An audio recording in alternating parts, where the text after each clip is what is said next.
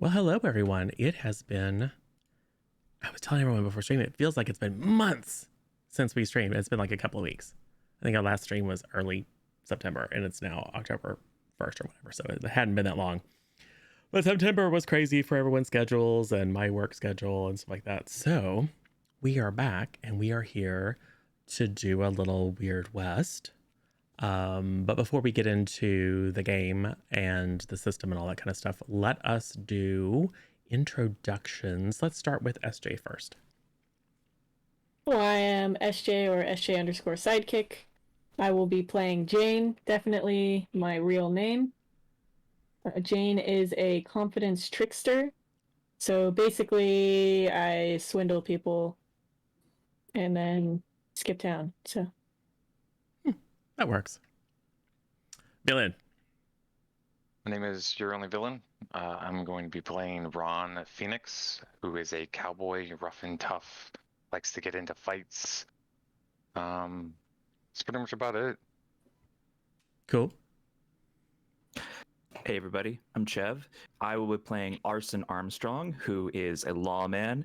Right now, he is returning from a mission. Looks kind of like a human thumb turned into a person. Got kind of like a strong vibe, like he could handle himself on a fight. But he's not like a super badass, like that person definitely itches for a fight. He's got this huge black eye, mop of curly hair, and he's got some bandages in various spots. He is the kind of person you send in to make sure that certain labor disputes maybe go the way that an employer would rather they go. Yeah. Proto Pinkerton. Cool. Katie. Okay, hi, I'm Katie. I am playing Anna, the doctor, who is new to the West and has escaped from her very controlling family in the East because they wanted her to get married and she said no. So here we are. Perfect. And Erthos. And I'm Erthos, or Lord Erthos, on Twitch. Not streaming outside of C+ content, but you can find me in a lot of other communities. Playing Jack, who is a gambler and looks pretty much as you would expect. Relatively well-dressed, but all of his articles of clothing, including his nice Stetson hat, are fairly well-worn and dusted. Very similar to Jane in trying to swindle people, just slightly different in how well he can do that.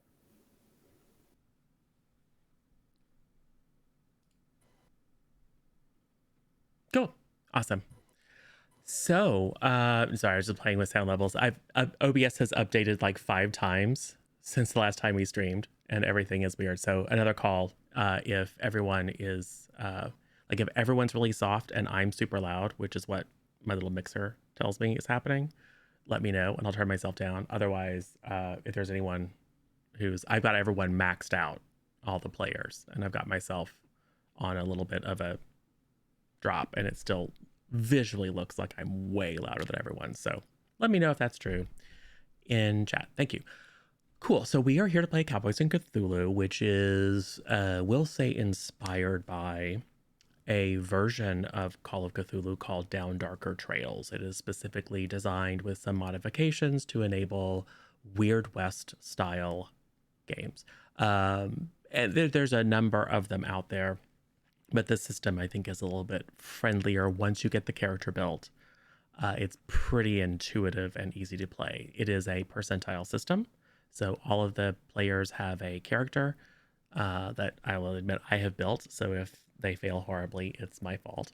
It's built on their concept, but most of the roles will be the characters will describe what they're trying to accomplish, and then we'll figure out what appropriate skill they will roll.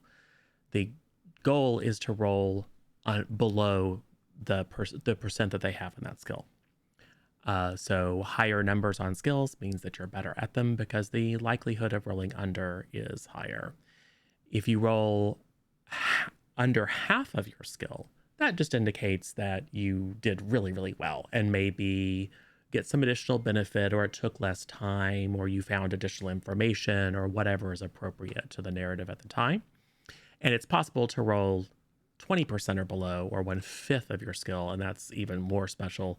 It's mathematically less rare, but yeah, if you roll a 1 or a 2, that's going to be or in some cases like a 10 or whatever, it's going to be a really, really good success. So do some quick math if you get a really low number, and we'll see if that counts as an extreme success. Other than that, I'll repeat it for chat. Like all Call of Cthulhu games, combat is incredibly deadly. If you look at the damage that your weapons do and your hit points or your life score, you will see that a shot with a gun can kill you, because that's about right.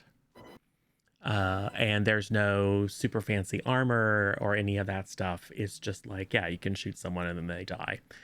Getting badly, badly hurt is bad. You do have a doctor with you. But if you're out in the high chaparral and someone gets bitten by a snake, you can just die. And that is leaving aside the corrupting influence of the supernatural. You have, as with all Call of Cthulhu games, you have a stat called sanity. It is very much like your health, except that lots of things can trigger sanity loss, including combat. And it's much more difficult to recover your sanity than it is to recover your health, generally. And while you do have a bit of sanity, quite a bit more sanity than you do have health, the likelihood of that working its way down is strong. And some things can happen if you lose a bunch of sanity at once, or if you reach certain thresholds of your sanity, meaning you can become paranoid or delusional or violent or all kinds of awful things. I will say also that encounter with anything supernatural tends to cost sanity. So it is one of the currencies that you're going to want to keep an eye on, just in case things get weird. They may not, depending upon your choices. You are all located in Harwood, Colorado. It is, it's an almost idyllic spot. It is in the foothills of the mountains, so there's somewhat mountainous and forested terrain. There is a relatively nearby radium mine, which is one of the sources of income and wealth, primarily for the Harwood family. And not too far away, you find grazing for cattle and horses. There are streams and small lakes.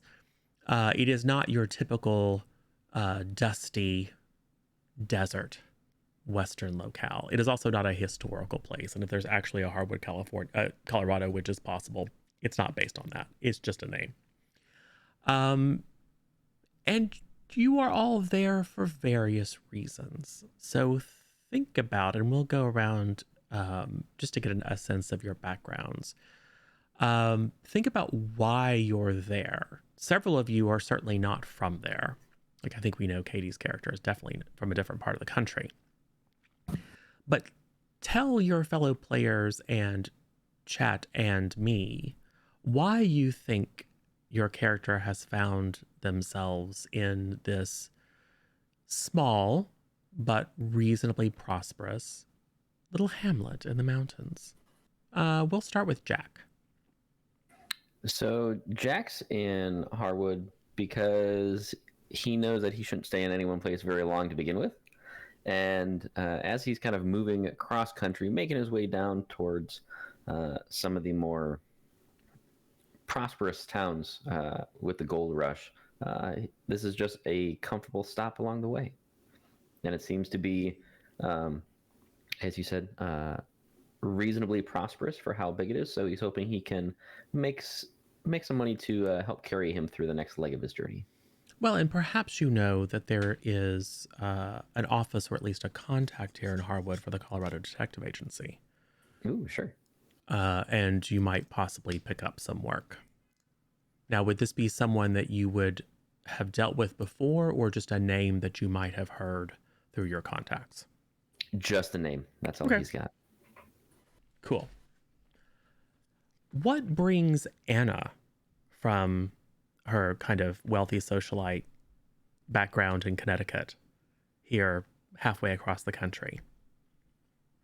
So, wanting to avoid being forced into a marriage by her family, and because her dad owning like a lot of businesses out in that town, a lot of real estate, just doesn't want to fit with that vibe. So, I guess Anna is still kind of nervous that they're gonna come look for her, so she's just going town to town trying to get experience as a doctor and eventually get to a place where kind of feel like her skills will be so great and needed so well that even if someone comes to take her home, they won't be able to. And Anna's interest and expertise in weird science, is that something that is a family tradition? No. It's new discovery, which also it kind of spurred me to leave. Yes. Yeah. So another area of, I mean, being a woman and on the, well, not quite the frontier, but as a Old West doctor is somewhat unusual. Dr. Quinn, medicine woman, notwithstanding, but being a pioneer on the fringe of science is an even more rarefied club. And is that something that, are you an amateur at that? Is it just something that you have taught yourself and read a bunch of books and you're interested in? Or do you have contact with an individual, a mentor, a group that actually practice, so you have some practical experience? There was a mentor kind of showed me the beginning, but now it's all self-taught, going from there. Excellent. All right, Arson. Yeah, this place is this town is on the rail lines, right? Or at least like reasonably close. We'll say it's probably, because it's up kind of high, I think it's probably half a day or a day, depending upon the weather. Okay. So From the Arson nearest is station. here on vacation. Mm. So he just not exactly like vacation, but he just got done a job. He is licking his wounds, he's recuperating, and this is a town that he has maybe not been to before, but he's aware of it. Like whenever he gets done a tough job, he likes to go to these small towns where he can rent a room for cheap and just kind of get out in the woods and just be out in nature and do some hunting, do some hiking, that kind of a thing while he is resting up. But it's not too far away from the mail lines, so when it comes time for a new job, he's not unreachable. So maybe Arson likes fishing. Yeah, because there's some good streams here. And by the way, the comment that I made about the Colorado Detective Agency and the contact was obviously meant for you, not for the gambler, because why would the gambler have any contact? Yeah. Sorry. You never know. I mean, it's possible. Maybe there's a dirty detective. Yep. So let me pop back since I got that wrong. So Jack, is this a place where you are looking to find games of chance to Yes, absolutely. maybe enrich yourself, and maybe places where your reputation has not yet preceded you? 100% places where nobody knows Jack by reputation or by face. Or at least you hope. Yeah, he absolutely hopes. He may or may not have a good idea of like how much wealth is in this community, so he might not have a good feel for when his winnings are at a good level that he should stop and run. Right. But yeah, definitely looking to make some more income through fast and easy means before continuing on. Well, you have heard that it is a small, prosperous, God-fearing town, which in your experience means plenty of people to fleece. Love it. Ron, now you are, or at least were, a cowhand. And although there are some ranches within a few days' travel of Harwood, ranching is not the primary industry. So why do you think Ron finds himself maybe a bit out of his element? I would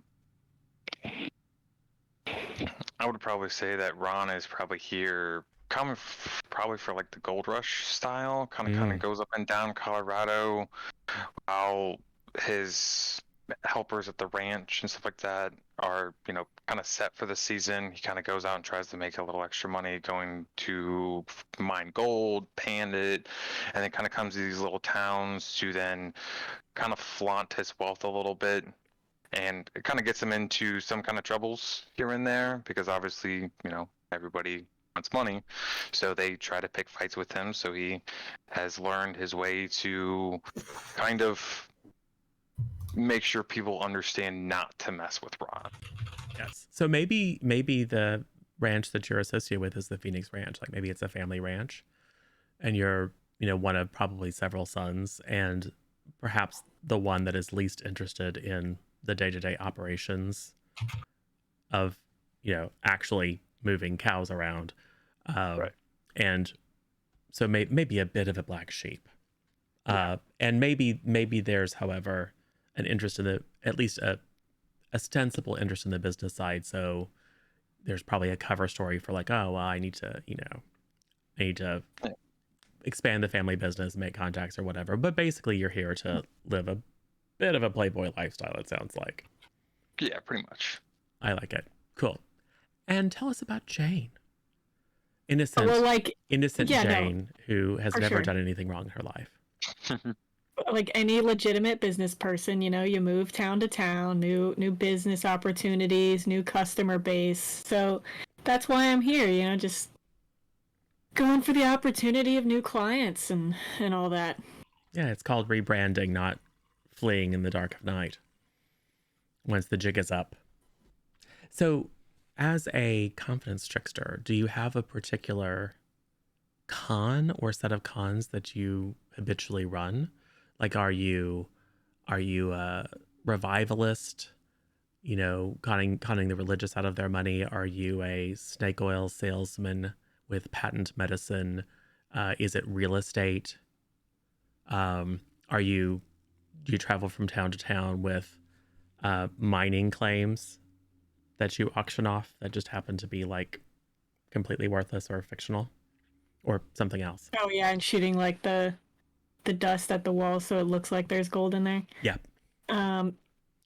Probably a little different stuff. I probably had a partner in the past that we used to run schemes with where, you get somebody to gamble, so they come up, they win, so then it influences the other person to keep trying till they win, even though that my partner was in on it.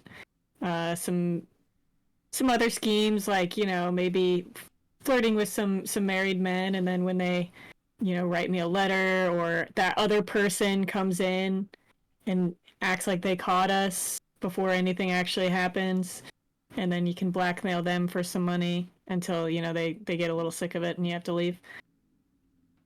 Those kinds of things. Snake oil is definitely a good one, or the, Fountain of Youth. That's what this came from, and limited quantities until I have to go make another run, Yes. Well, perhaps Fountain of Youth is what attracted you to Harwood. Somewhere in the mountains is rumored to be a radium spring. So this is a natural spring that is enhanced by the presence of radium in the rocks, that is rumored to have miraculous curative properties. Now, whether you believe that to be true, and in my experience, many confidence tricksters are quite cynical, but you have heard rumblings and legends and stories here and there in your travels through this region. And perhaps it occurred to you that at least investigating and seeing if there's a way that you could actually or putatively lay claim to the radium spring, and maybe set up a business here, because there is a strong appetite for that kind of curative and restorative.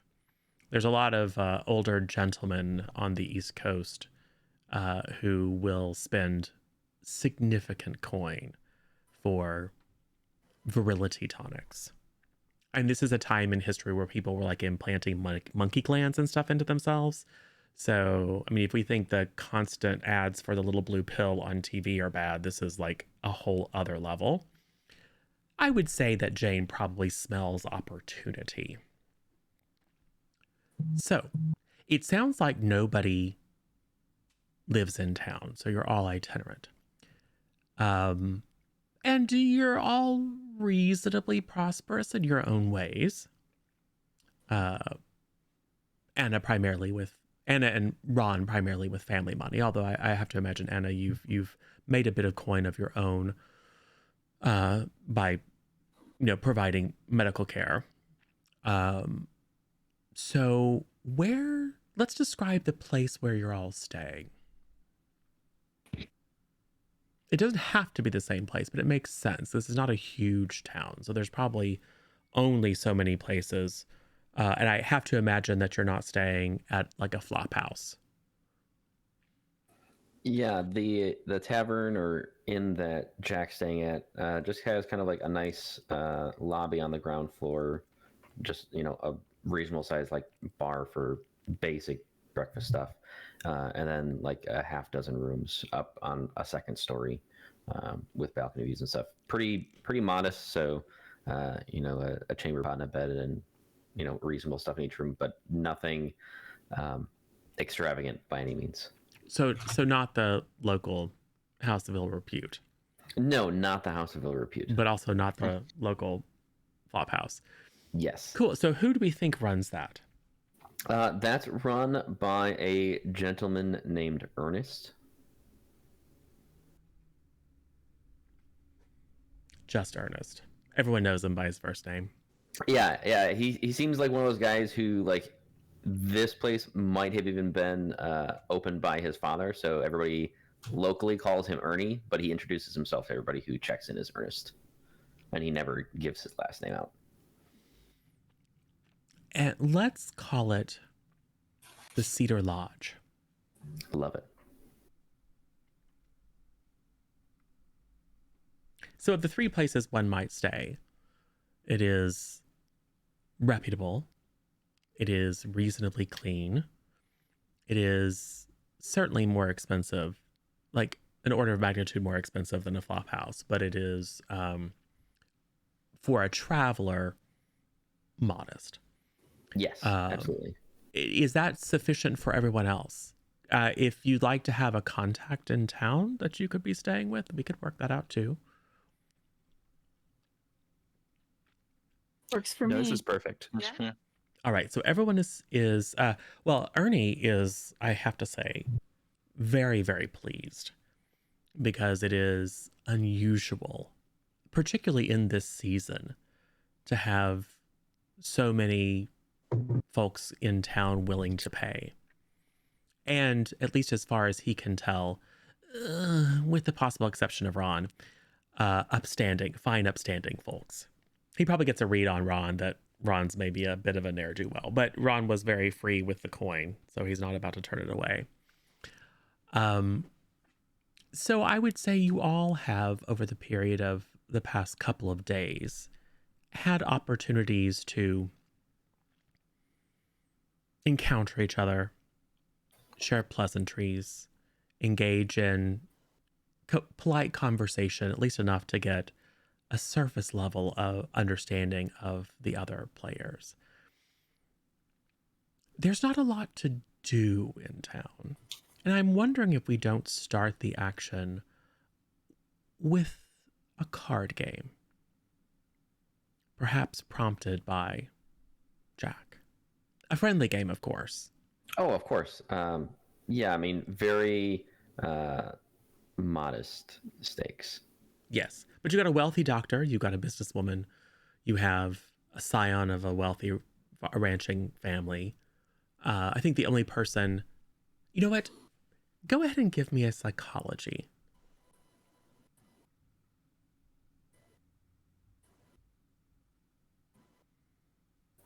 I'm going to use 3 points of luck to make that a success. Okay, cool. Arson is hard to read. His reason for being in town is vacation to go fishing, which is a little suspicious because people don't take vacations. But from that, you draw that he must have some source of funds. He probably gives you get enough of a read on him that you know that he's probably the one that you might want to be the most cautious around. Yeah, especially after like the first couple days, and depending on how Arson comports himself at the table with cards, he's probably the one that I'm most careful with how I word my phrases. Yeah, there's just a certain. He seems very perceptive.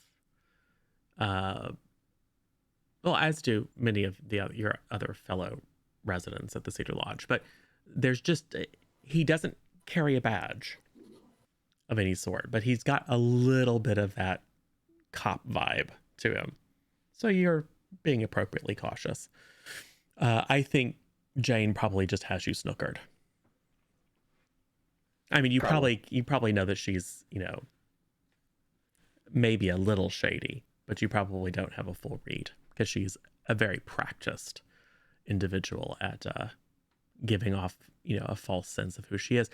So let's say it is after the evening meal.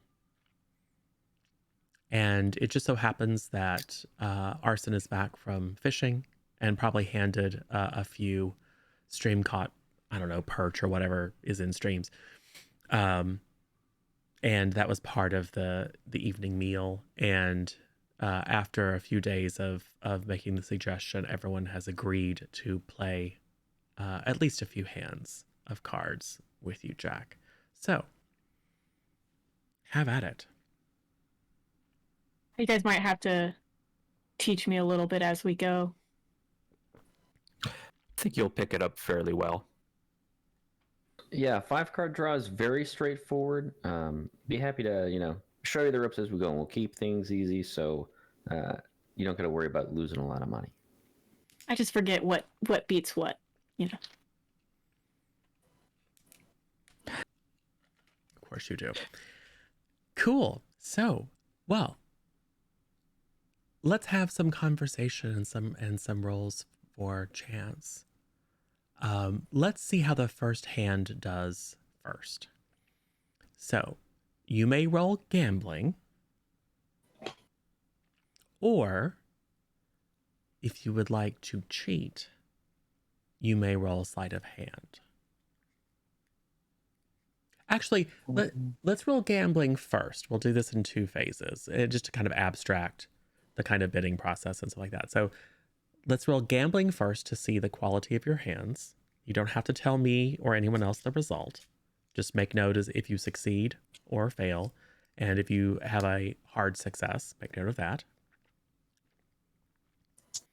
And then we'll see if anyone wants to do something fancy, like try to get a read on another one of the players to influence your betting, or switch some cards around with some aces that you might have up your sleeve. So everyone roll that gambling.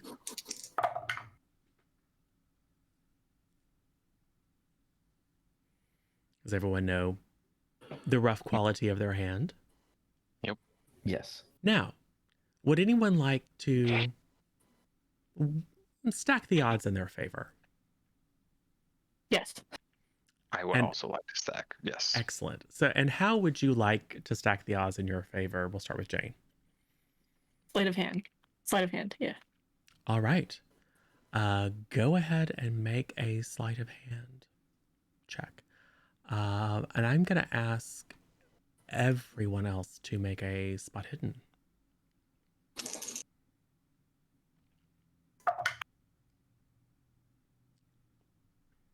Ooh.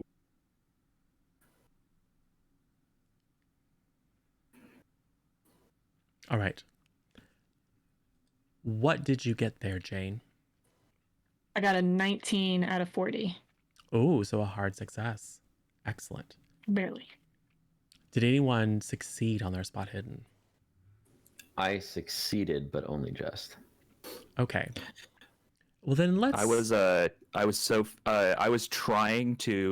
gambling very poorly. Like I wasn't even really paying attention to what my hand was because I wanted to see if anybody else was cheating. I was like taking the opportunity, but I completely missed Jane's move. Well, probably because you got your eyes on Jack, right? Probably.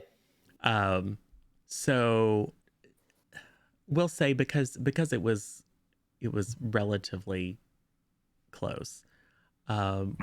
Jack has maybe a sense that Jane is a better player than she's letting on, but you don't catch the subterfuge. So,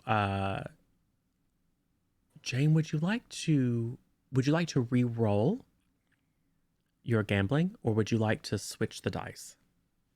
Meaning turn your 10s into a 1 or your 1s into a 10. So like if you've got an 81, you could turn it into an 18. Oh.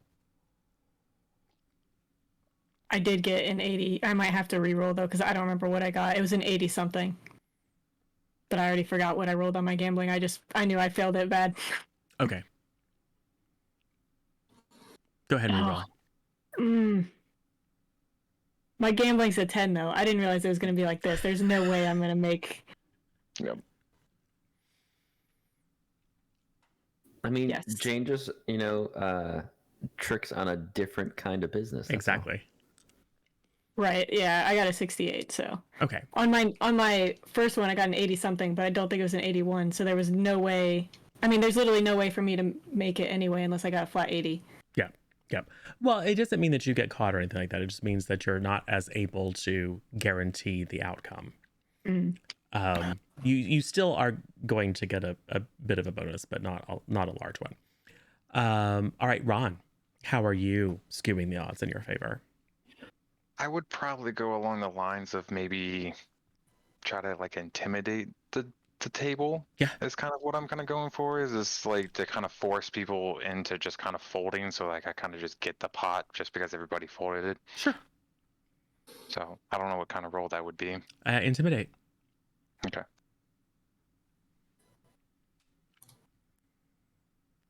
Trying to see it on here. It's all alphabetical. I think it's in the first column.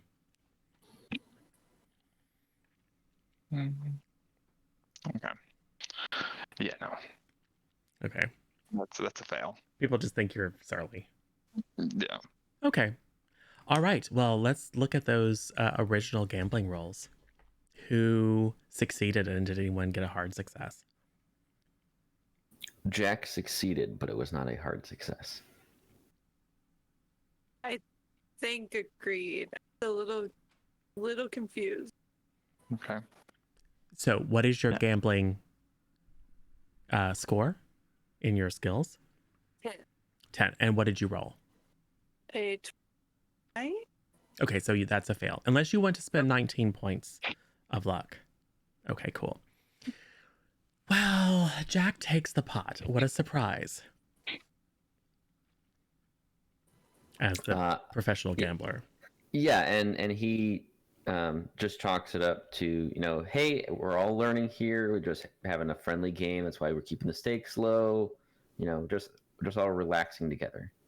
Yes. Now, the question is, do you wish to keep the game friendly and use it as an opportunity to learn more about your fellow travelers? Or are you getting the sense that this is an opportunity to make some I'm moves?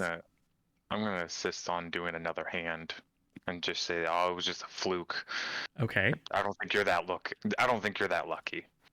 Well, the question is, do we want to raise the stakes or are we keeping it friendly?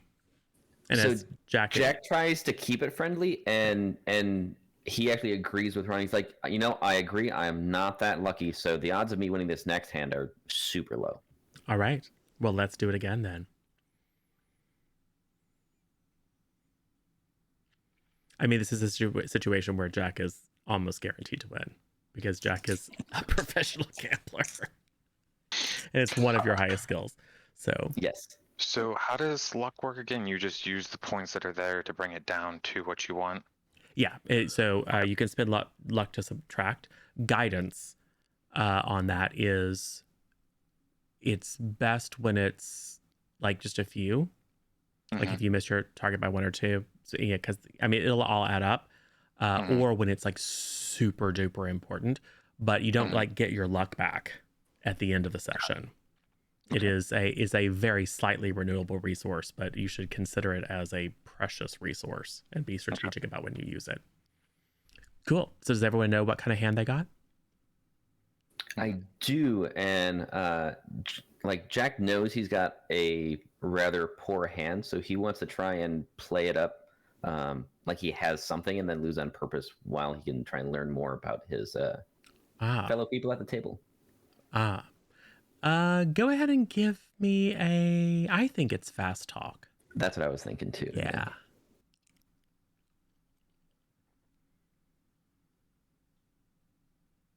That is an equally poor fast talk roll, so he's tripping on his words a little bit. Oh, so I think probably the read that people get is that Jack has a really good hand and is just trying to be like polite about it.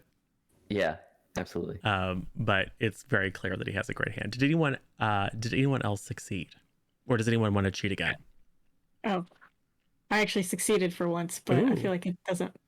Oh, it I thought might. it wasn't going to matter. It might.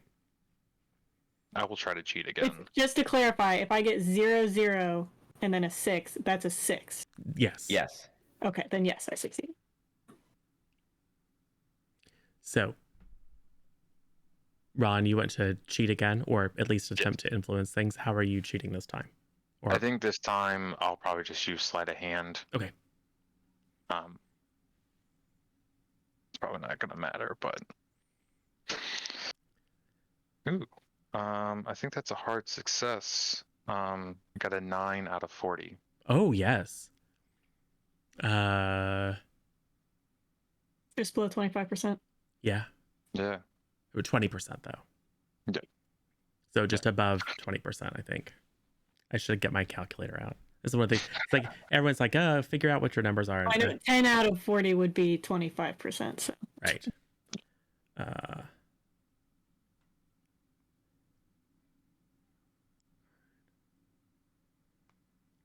It's 22%. So not quite a spectacular success, but still a hard success.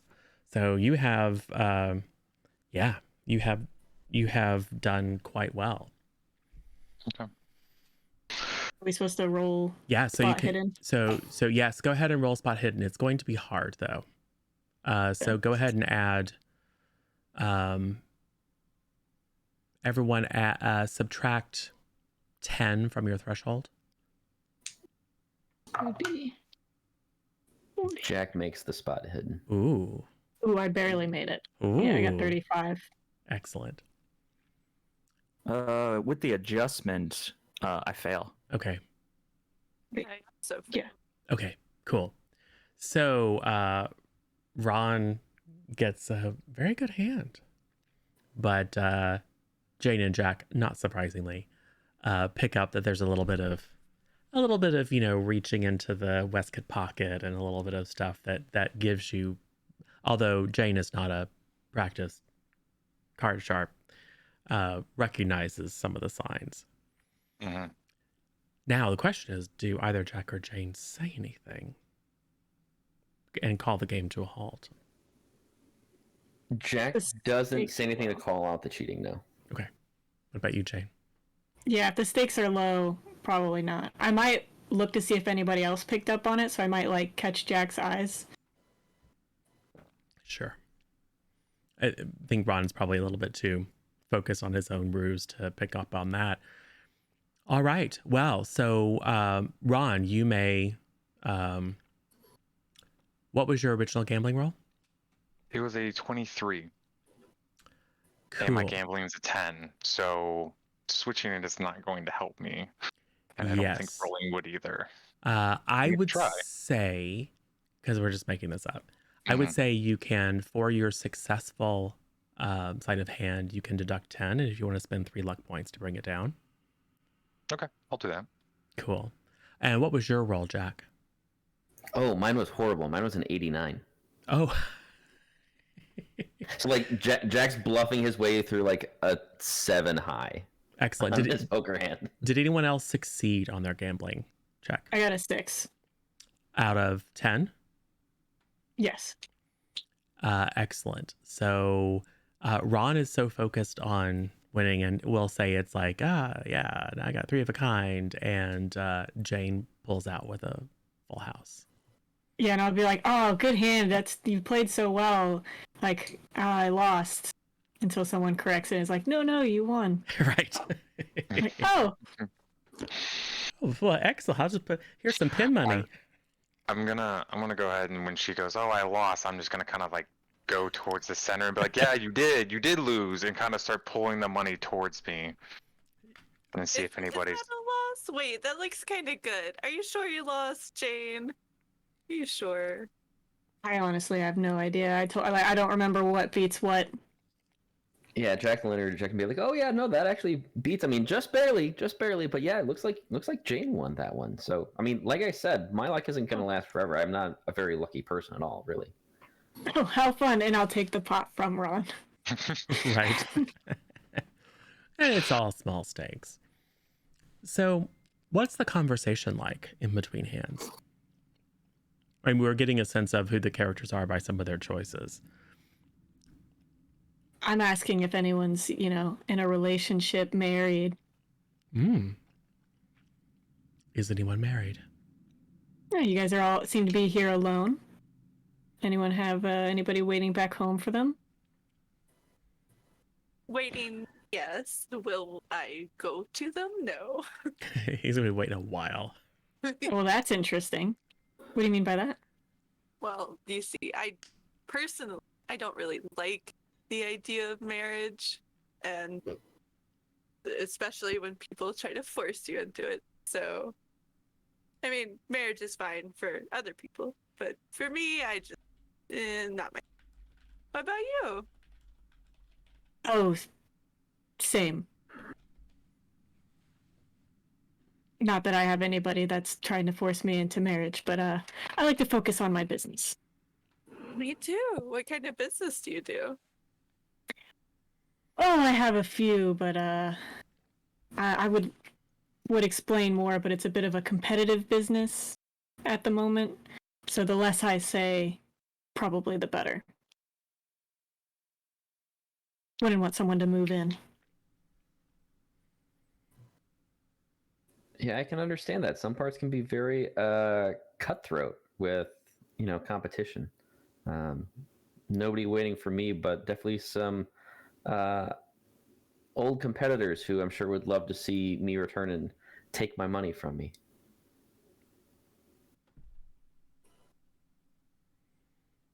There's a Mrs. Armstrong, but the chain on that ball is pretty long. Arson, such a romantic. Yeah, there's no one waiting for me. I just ride by myself, go to town, collect some money. I mean, Ron, you're a strapping young man. I'm surprised you don't have girls just, lining up for you in the streets. I mean, maybe at night. And then not in the morning? What happens? I don't know. I leave by that time. I'm sure the No ladies. wonder you don't want to marry Anna. Yeah, I mean, no offense. You're doing great, but yeah. Armstrong leans over and puts a hand on Ron's shoulder, kind of like slaps him on the back. This kid over here, he's got the right idea, if you ask me. Yeah, better luck in the next hand. I'm sure you'll get him eventually. Yeah. All right, let's do one more hand. One more hand. One more hand. And this is an abstraction of multiple hands. Yeah, we're gonna say you guys play for a couple of hours. Man, I just feel like I'm really bad at cards. Mm-hmm. Because most of you are, Even when I'm cheating, I'm bad. right? Right. Growing up, I never really had much time for cards. You know, there was always something to play around with or patch up or cut apart. Cut apart. Something to dissect. Gotta always be learning. Cool. So everyone knows. Would anyone like to cheat or otherwise influence luck? I don't want to cheat. I'm just gonna try and I want to try and keep an especial close eye on everyone else. Like not necessarily spot hidden, but I'm trying to I've known these people for a couple days now, at least. I've been playing cards with them for a couple hours. I want to try and collect what I know and just get a read of what's these people's deal? Who should I be most aware of right now in this situation? Psychology, I think. Yeah. And so I'm just completely biffing the gambling roll. I have a pair of twos. I'm just, betting, just calling and checking. Yep. Just keeping an eye on everybody else. I'll give you a +10 on the threshold. Okay. Because you're in a setting where, as you called out, you're in a setting where you've had a chance to really observe people. Oh, that's a 93. Oh, that's not good at all. Do we have any boons? We do. We have a lot of them. But are they major? Yeah, I think. Yeah, there's some of each. Okay, that's a reroll, right? Yes. Yep. Or no, I'll just swap them. Reroll or one. swap, yeah. Yeah, I'll swap them. So that's a 39. Oh, we can swap them. Ooh, yeah. That's a fun thing. So 39. Is that a hard success for you? Because your psychology is pretty high, or is it not quite? Does the extra 10 modify the hard success? Yes. So you'd be looking for under 40. So then it would. Is your psychology 70? I can't remember. No. My psychology is 40, so that's a 50. So it would have to be under 25. So no, Okay. Regular success. Okay, but it's a regular success. I think from that, you still didn't pick up on any of the cheating, but I think you definitely get the sense that there's perhaps a bit of a kindred spirit between Jack and Jane, because they both are doing a very good job of being just friendly people, travelers, business people, whatever. But just little signs of how attentive they are, how competent Jack is in the way that he handles the cards, how Jane presents herself in a very kind of persuasive fashion in conversation.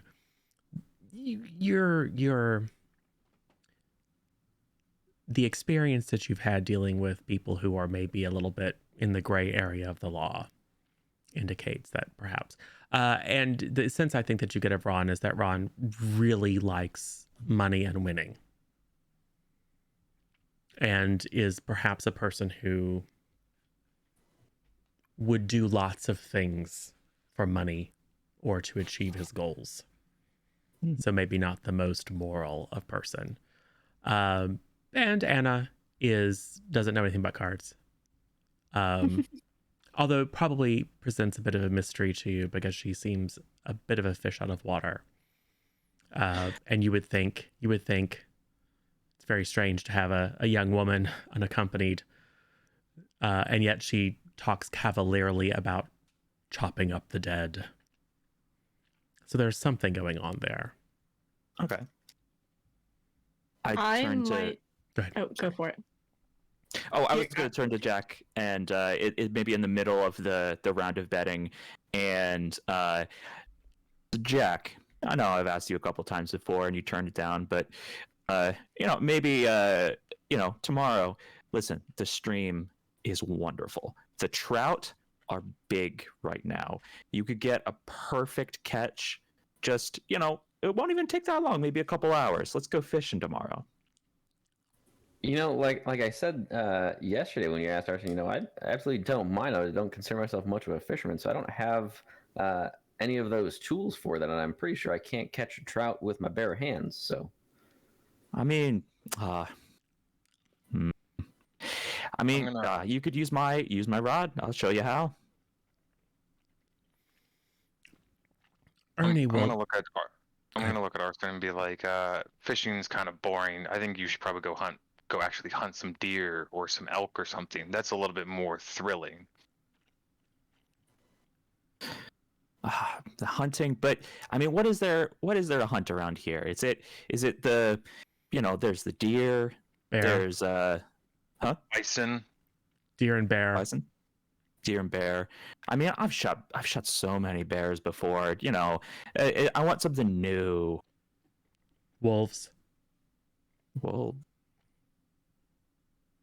look Although- over at Ron. You ever hunt a wolf? You ever hunt the hunter? I mean, we've had to kill a handful of wolves and coyotes on the farm, trying to go after our livestock.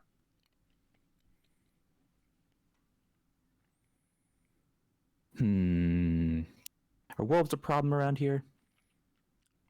They can be, but it's not something that you've asked about yet. But Ernie Okay. is nearby. Your party represents over half of the entire population that's currently staying at the Cedar Lodge. So Okay. he's kind of just hovering nearby to make sure to refresh drinks whenever needed. Arson turns around and just waves an arm really perfunctorily. Ernie, wolves around here? Ernest, sir. Ernest. Sure, right. Ernest. You got wolves around here? Not so many. I mean, they're all probably higher up in the mountains and or hanging around There any farms and trails that go up there? Oh yeah, there's lots of trails. What were you thinking? I get.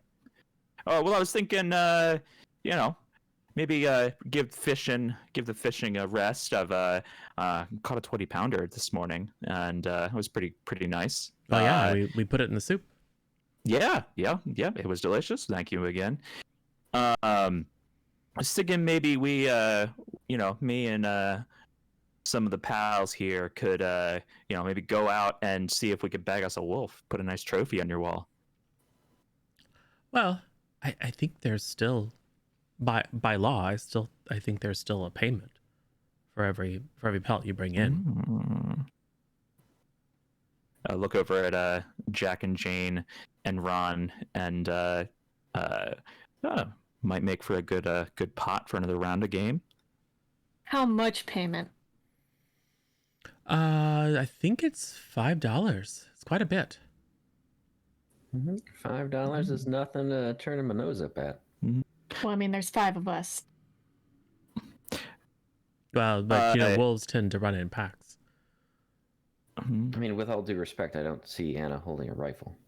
Well, I mean, No, but she can if you're field dress going them. hunting, you see, I've always wanted to see what's going on with the wolves and get a few, respectfully, of course, after hunting. But you see, we don't have many of those where I'm from, so I would love to go still. Yes. Well, and the most recent theory, Anna, is that the domestic dog is descended from the wolf, if you're a believer in evolution. So the opportunity to study one, because you've dissected dogs before, like to study how their physiognomy differs, to formulate some additional hypotheses about how long and how much they have changed since since the stock of the common dog diverged, could be scientifically interesting. Now, Mr. Armstrong, I must warn you though, it's mostly just, I mean, we're a small town, and most small towns, folks are a little superstitious. But I think going in a larger party is probably a good idea. Now, I can't advise as to the wisdom of taking lady folk up into the mountains to go hunting, but I wouldn't recommend that you go alone or in just a party of 2.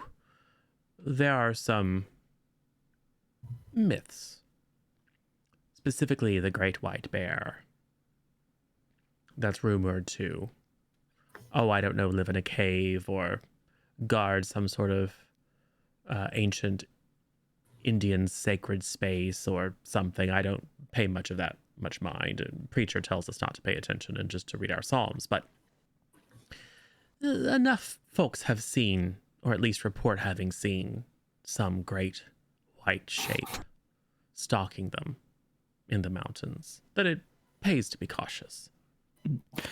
Well, we would definitely be taking it easy. I mean, hunting is always, there's always some danger in it, but we're not here to be desperate. And I mostly just wanted to get a feel for, how people, feel for you. You always get the true measure of a man when you're out there taking a life. Or a woman, apparently. I'll probably put my hand on the backside of Arson and be like, he'll be fine with me. Nothing will happen with him. Yes. What's the reward for the bear? Who knows? I mean, bear meat is valuable. I could probably take some of it off your hand if it is indeed some strange white bear. I would imagine that the hide would be valuable. And then, of course, there's just the acclaim of folks in town. It'd be quite a thing to prove that the myth is real. What's the story behind this this myth? Is this just a local ghost story to scare children and keep them out of the woods? That's what I think, sir. I mean, it's been around since my grandfather's days, and bears don't live that long, so it's probably just a bogey tale.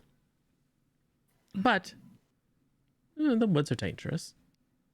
Strange things are found, especially, well, we did have a few prospectors. You may not have heard, but there's another local legend that some fountain of youth exists up in the mountains nearby.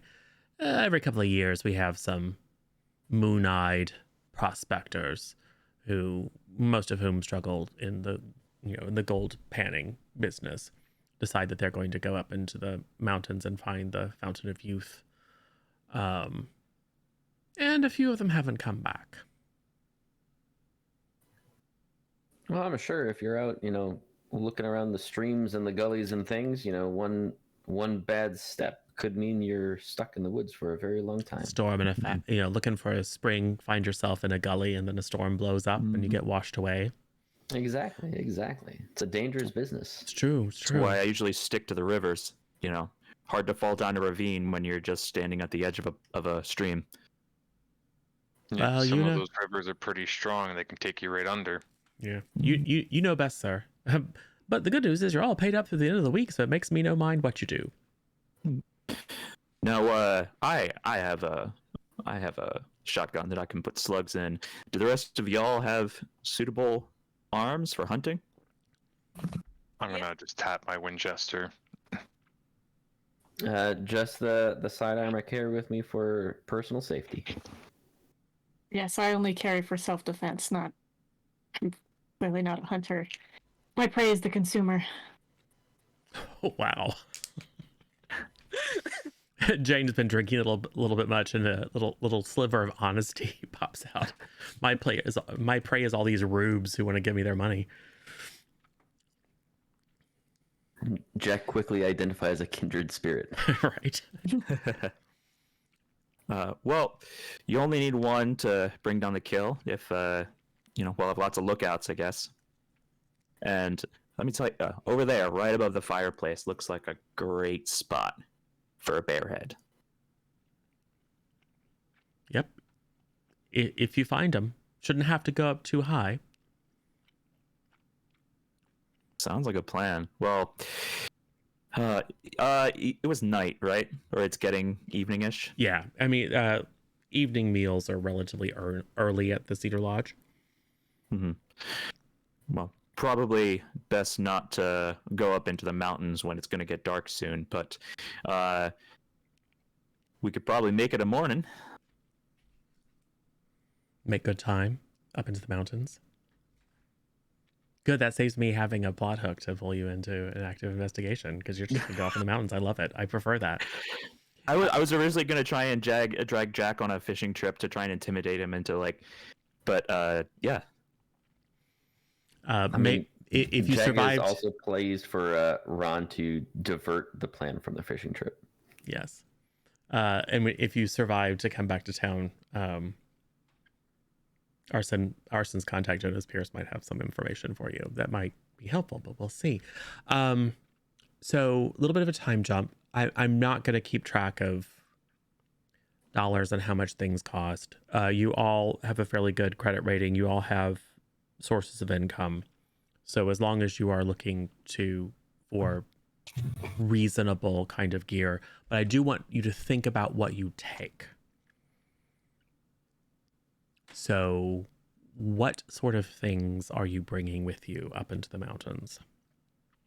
I would probably take one of the family horses, some rope, my Bowie knife, my Winchester, probably a canteen of water, and then maybe some type of like rations of some sort, and that's pretty much about it. Yeah, And I'm maybe gonna say like you have yeah. you have all of that as just part of your personal stuff.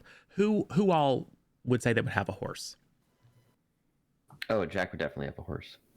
Okay. I mean, yeah, I probably had one to get here. Yeah. Mm-hmm. I mean, you could have taken a wagon. I mean, there's wagon/carriage. Arson would have definitely taken a wagon. Cool. I will say that asking around, you could take your horse, depending upon which direction you go and which areas you want to explore. You might be able to get horses up a mile or so away, or a day or so away. But depending, if you want to go higher into the mountains, horses are probably going to be a bit problematic. They don't do really well on tight ledges and rocky terrain. But you could certainly like take horses as far as you can and then try to corral them. Maybe set up a camp and explore from there, like do little day trips off to the side, since you don't have a fixed destination. Okay. Cool. So it sounds like Arson is the only person who doesn't have a horse. Would you like to rent one, or would you like to ask one of your fellows if you can ride with them? I'm gonna rent one. Okay. Okay. Rent or borrow. Yeah. Easy enough. Easy enough. Now you are new in town. Arson, would you give me a persuade? Yeah. Oh, that's a fail. By a lot? Yeah, 72. My persuade is 30. Ooh, yeah. So it is hard to find someone who is willing to just give a stranger a horse. Now, you could make contact with Jonas Pierce, the name that you have, who is a member of the Colorado Detective Agency. Does Ron not have extra horses? I would only bring one. Yeah, back on the farm, but that's So- probably Oh, is that far away? a week trip away. off to the Yeah. side, get it the wrong way. When I'm like trying to talk to people, to get them to like, you know, rent me a horse, being above board, like are there any horses that like, oh, maybe they're trying to hold back, like they have a horse, they just really don't want to rent it to me? No role needed, not precisely. It's more like they could. There are a few people in town that have horses that they're not currently using. But it's more like it's just that they don't know you. They know that you are recent in town. And you're a little intimidating, even though you're being above board. They probably get a little bit of a read. And so they're just a little suspicious and therefore not willing to part unless you A, spend a bunch of money, or B, find some sort of leverage or connection. And the only person or contact that you can think of here in town is Jonas Pierce. Yeah. In that case, I will probably have to, because I'm here to rest up and have a good time. I don't really want to be throwing my weight around, trying to intimidate people into just like, hey, I'm going to threaten your life so that you rent me a horse. That doesn't make sense. And the more money you spend, the sooner you have to actually take a real job. Yeah. So if I can rely on a contact, this chafes, but if I could get my contact to be like, hey, do you know somebody you could call in a favor? Yep. So you'll go and you'll find Jonas Pierce. Jonas Pierce operates a little office in the kind of one street downtown of Harwood. And it's stacked with correspondence and etc. He's clearly not a lawman of your stripe. He reads a bit more like an administrator than anything. Kind of demi-lune glasses, a little bit thick. He's got a little kind of a myopic gaze, thinning hair. Someone who doesn't give the impression that they were ever particularly physically fit. Looks more like a clerk at a bank than the folks that you're used to dealing business with or doing business with. But you present yourself and share your name, and yes. Go ahead. Do I know him from before, or do I just know of him? This is just a name that you were given as a potential contact. Okay, sorry. As someone who is an employee of the Colorado Detective Agency. Okay. Oh, so you said that I came in and and introduced yourself, and he recognizes the name. I mean, he'll shuffle through some papers and go, "Oh yes, I received a letter that you might be in this area." I'm afraid we don't have any major crimes or great mysteries. Oh no, except don't worry perhaps about it. One. I mean, I'm off the clock. He points to his black eye. I'm still resting up here.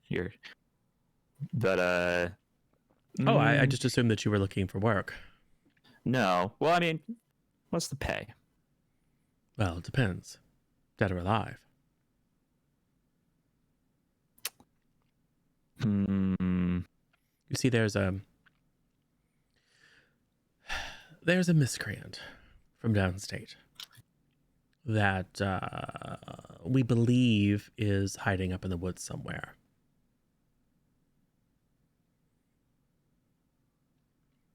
Goes by the name of Silas Marks.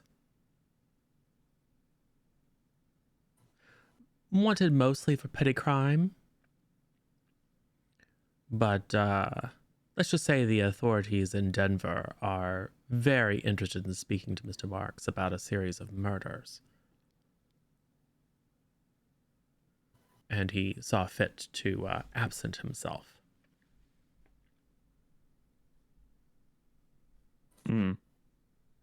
Well, murders, not really my beat.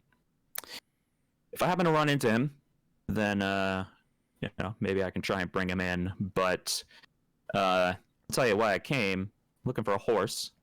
I wanted to go up into the woods anyway. So, if I happen to run across his trail, then the Ron's got some rope, I think, so maybe we can truss him up and bring him back. Well, I tell you what. The pay is $15 dead, $50 alive. By the way, that's a huge amount of money. I know. I don't know why it's so high, but someone in Denver really, really wants this fellow to answer some questions. They'd be satisfied to see him dead, but I think the real bank is obviously in bringing him back alive. So, tell you what, I can requisition a horse for you at no charge, but it'll be $5 if indeed you bring back the quarry. I mean, I'm contributing to your success and potentially tracking this man down and bringing him to justice. I should obviously get some recompense, but I won't charge you if you fail.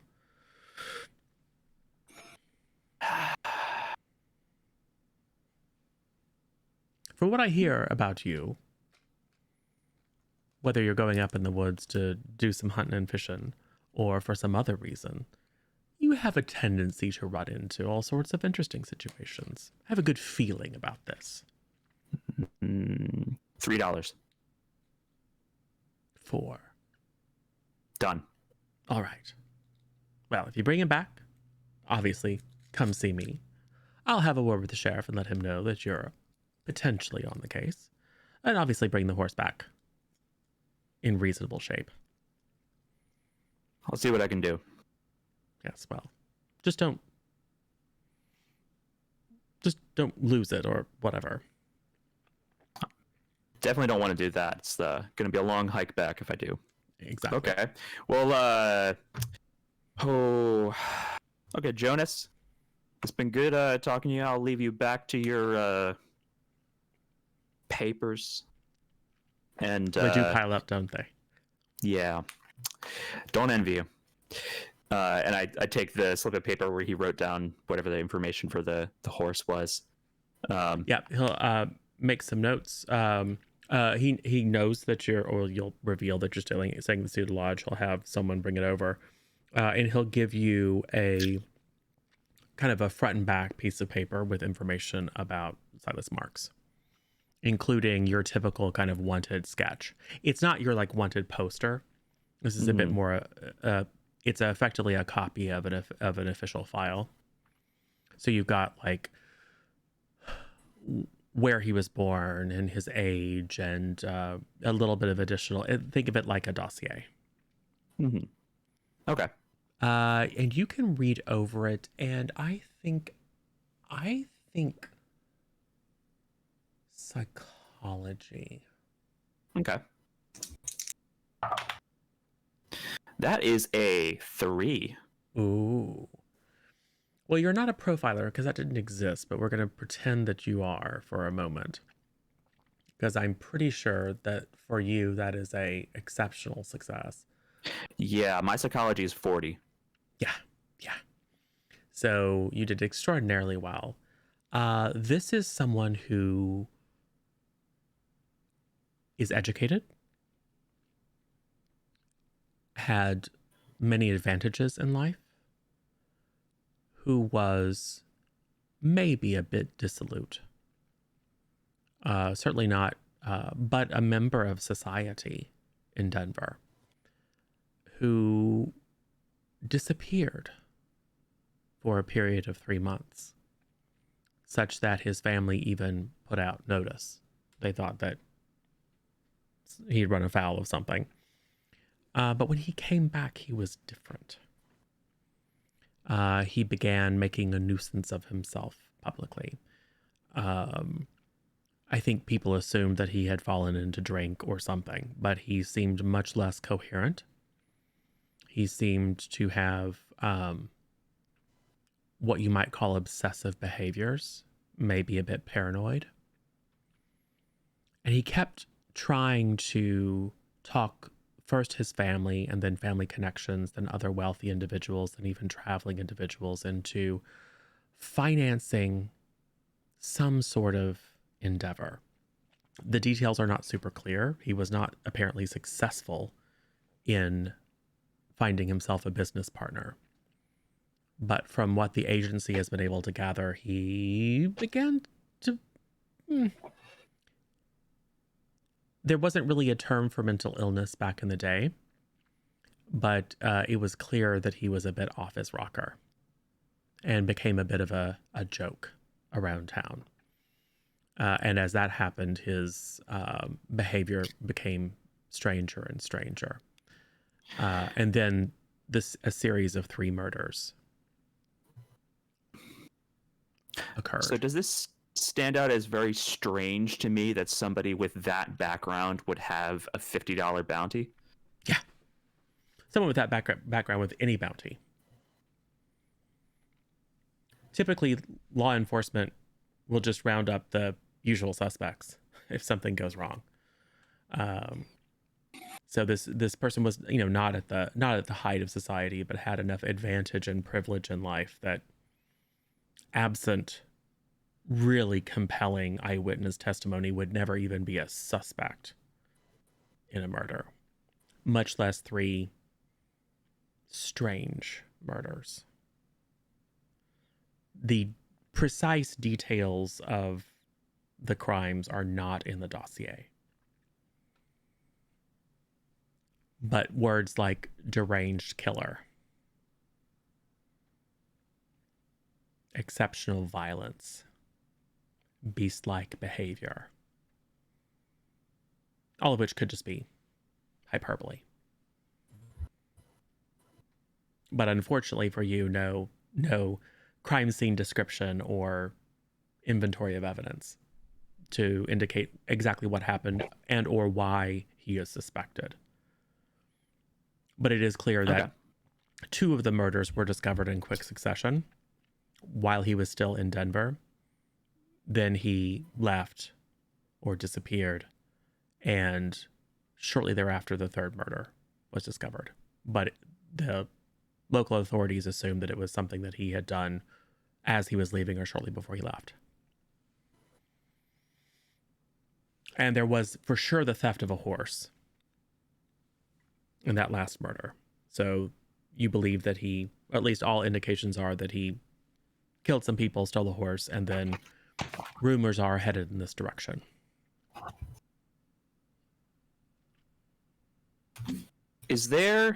Are there any like wanted posters around the office that have his like name and face on them? There is a sketch. Okay. It's part of the dossier. Oh, okay. Well, okay.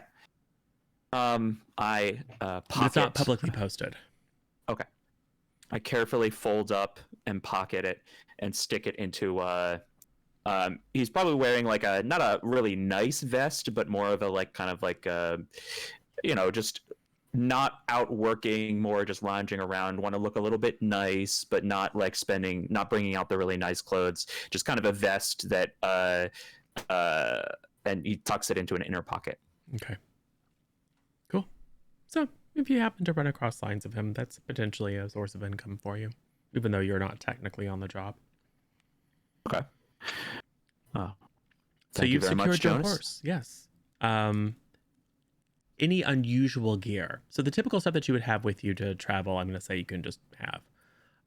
But like lanterns and torches in case you want something other than a campfire at night to see by. Any other unusual objects, devices, or equipment or gear that you might wish to bring with you that we wouldn't reasonably assume that you would just have on your person. Yeah. So I'm really good at tracking, just in general. I think lanterns would probably be good, but like a hooded lantern that I could like dim the light on. Does he have handcuffs? You can certainly, you can grab some manacles. Just in case.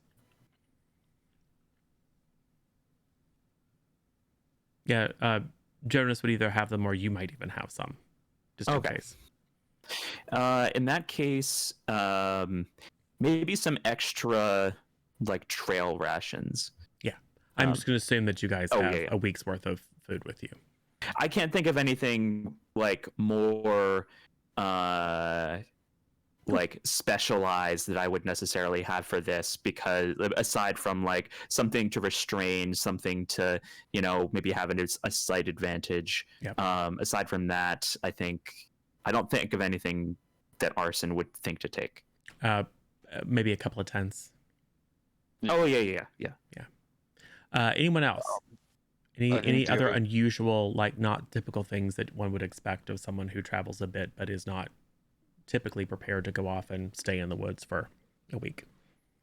See, the one thing that I think Ron would probably have on him would be some type of like spyglass of some sort, just so that way he can see maybe, hey, there's a river down over there or whatever, and he can ride down towards that river while he's traveling. And then he would definitely have an oversized flask of some sort with whiskey in it. Perfect. Yes, and the spyglass is quite expensive. However, this could be something that you borrowed from your father. Borrowed Yeah, from my father. exactly. Yeah, Jack doesn't spend a lot of time just hanging out in the woods. So I think kind of non-typical things. He would definitely be bringing a deck of cards and a straight razor to try and keep himself presentable. Yes. What about the ladies? A week?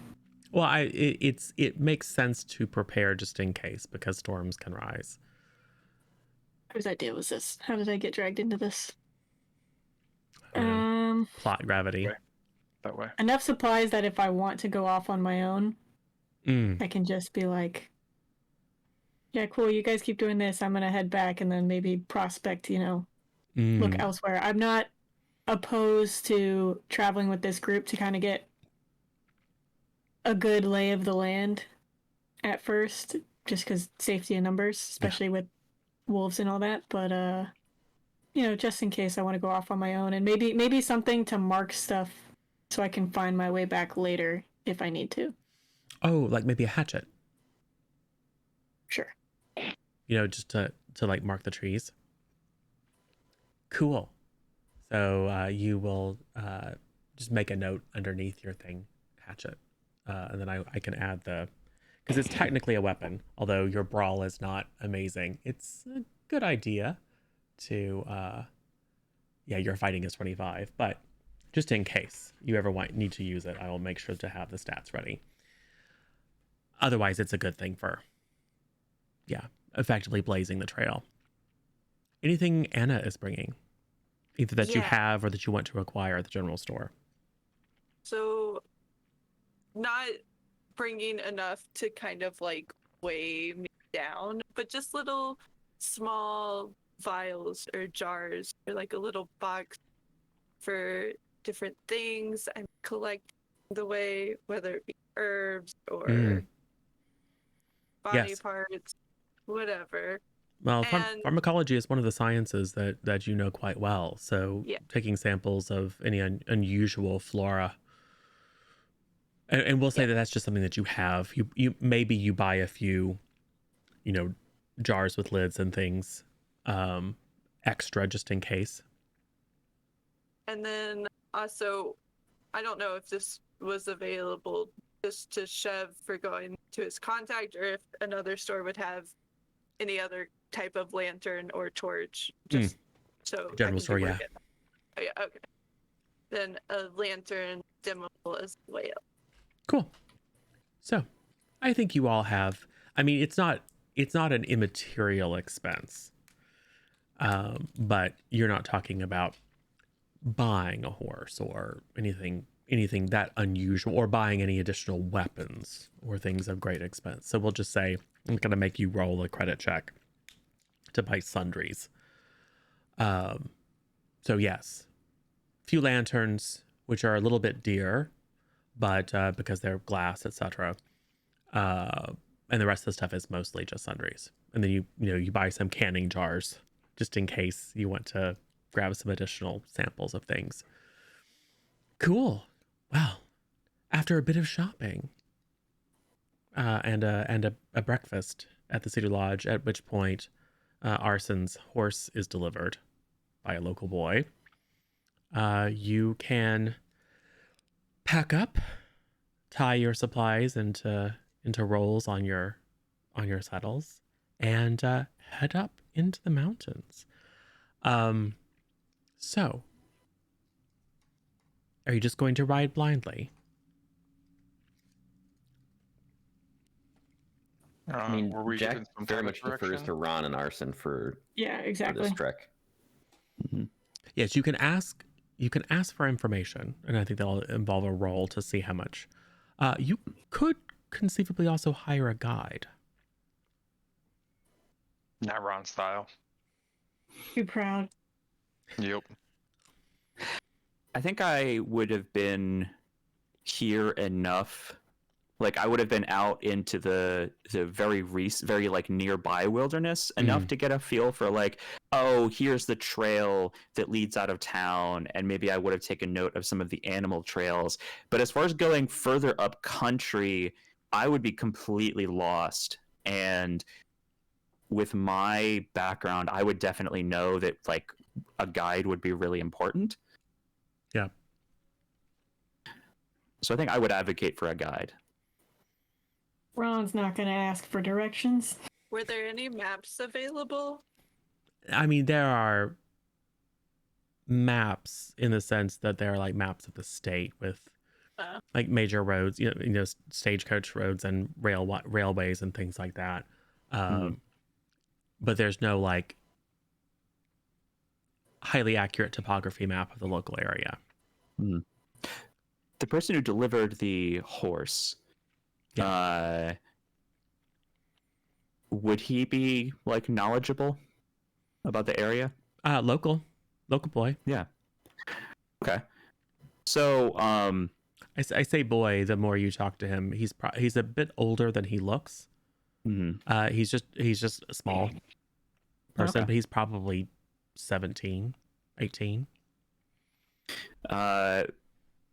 So probably like everybody would be, busying themselves around the tavern, getting ready. I would be like have a sip of whiskey, looking out, and I would see the horse coming down the way. And once he gets there with the horse, I probably didn't think to ask about this back during when I was talking with Jonas, because I was kind of distracted by like, $50 sounds pretty nice. Boy, how'd you like to earn $1? Well, yes, sir. My mom would sure appreciate it. Yeah, you free for the next couple days? What are you looking for?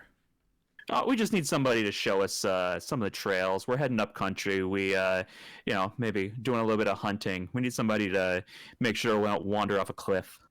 Oh well, I've been running around in the hills and woods and mountains around here since I was old enough to walk. Okay.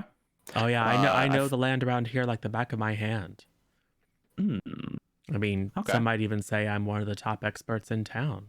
I know every ditch, I know every hollow, I know every rock, I know every tree. Couldn't $1 believe him. But it'll be $2. $2? Yeah, I know so much about the area. I'm gonna pull up. I'm gonna like I had been sitting down talking to him, or no, maybe like leaning against a wall, like outside of the tavern. I'm gonna like straighten up and kind of walk a little closer to him. $1. Ooh. Well, go ahead and give me intimidate.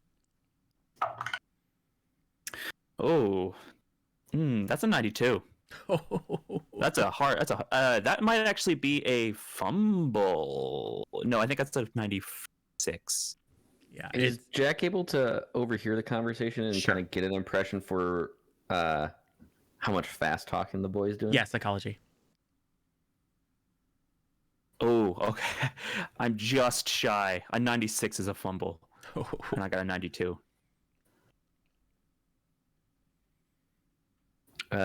Jack did not do great on that, but with the party's okay, I'd like to use a major boon to reroll that. Actually, I will give you... Would giving you a +10 on the threshold help?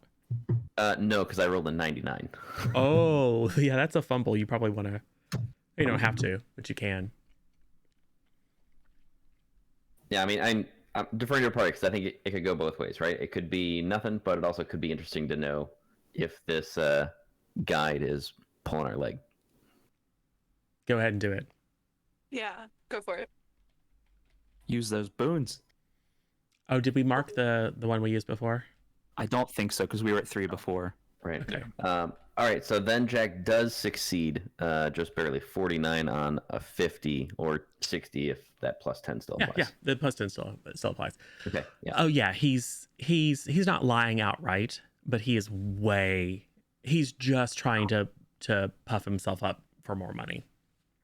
He reminds you of Ron. Yeah, it's real straightforward. He's like, oh, out of tenors who know nothing, they won't know if I don't know anything.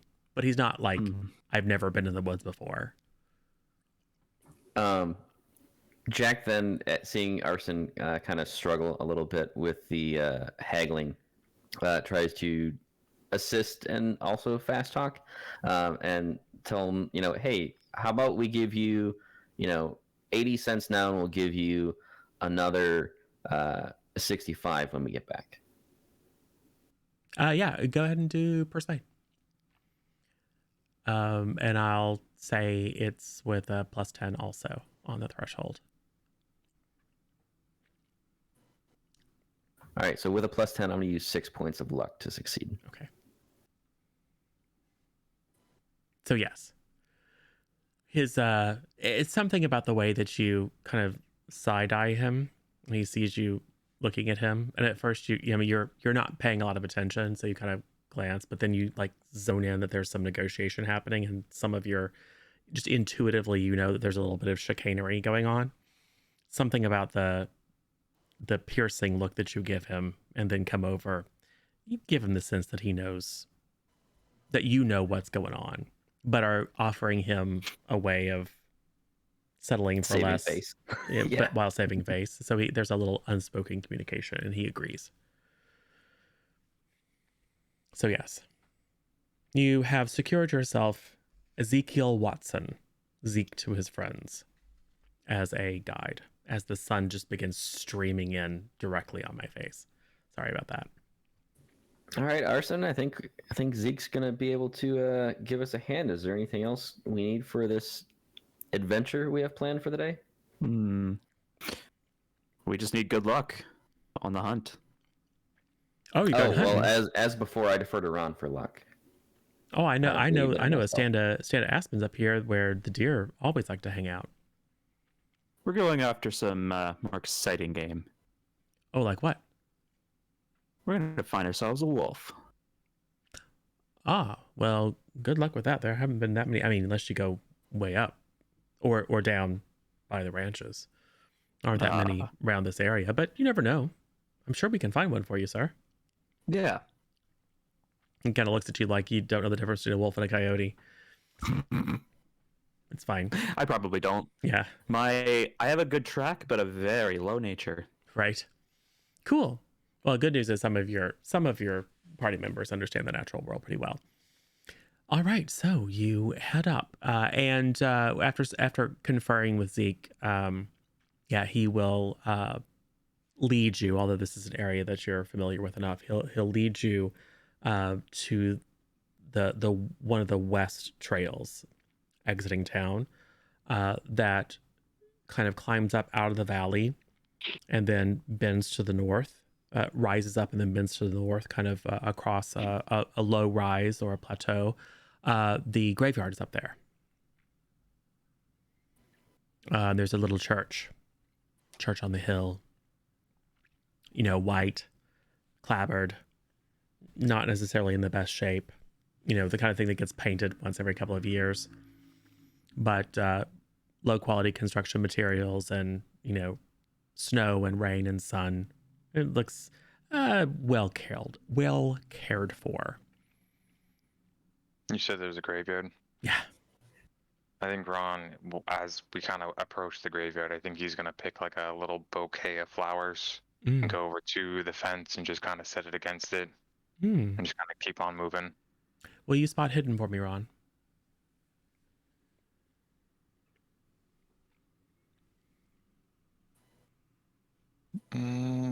I think that's a fumble. That's a 94 out of 25. Yeah. All right. So how can we make this interesting with a fumble?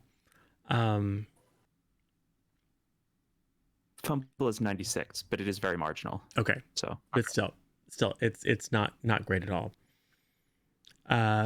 Yes. So sometimes bad luck can be interesting. You think to put it next to the fence, but there's a bunch of like briars and things that have grown up around the fence. Mm-hmm. So and you can tell that the gate is not locked or whatever, so you just take a quick side tour to find a spot inside where it won't be just like stuffing it into a bunch of briars. And I am assuming thinking about something else. And you fall in a hole. I'd like you to take like 1 health. Okay. And it's the kind of thing that if you overnight, it'll come back. So the injury is more to your pride, bruises. You don't quite twist your ankle, but you fall in a hole, and everyone else hears the yell of surprise as Ron, and maybe you had stopped because it's a bit of a climb up, and maybe you had stopped there to adjust the cinches on your saddles and things like that. Now that you've gotten a sense for the horses and back into riding, tighten up the lashes that hold your various equipment to your saddles. So everyone's taking a bit of a break, and Ron goes picks some wildflowers and then goes and falls in a hole in the graveyard. So as he falls, he's gonna kind of spew out a whole bunch of curses as he's falling, and just kind of, as he hits the ground, just kind of sit there like, ugh, really? Yes, as the dust and clods of earth kind of cascade on you. Mm-hmm. Now I'm gonna yell up to the group. Is anybody up there? You guys up there? Oh dear, that seems terribly unlucky for starting our trip. Ron, you okay? Yeah, just my pride. Well, I'm sure you've got enough of that for the 2 of us, so let me see if I can get some rope off your horse and I'll give you a hand. Yeah. This is a terrible idea. So, go ahead. Oh, it's just they all help this. Yes. So, is it just the hole? Like it's just like there's nothing. Can I kind of look around the hole to see if maybe it was made by something else, or? I mean, from your vantage point and with your embarrassment, it just looks like a hole. I think from Jack and Anna's perspective, however, and really anyone who cares to look, I will give a spot hidden too.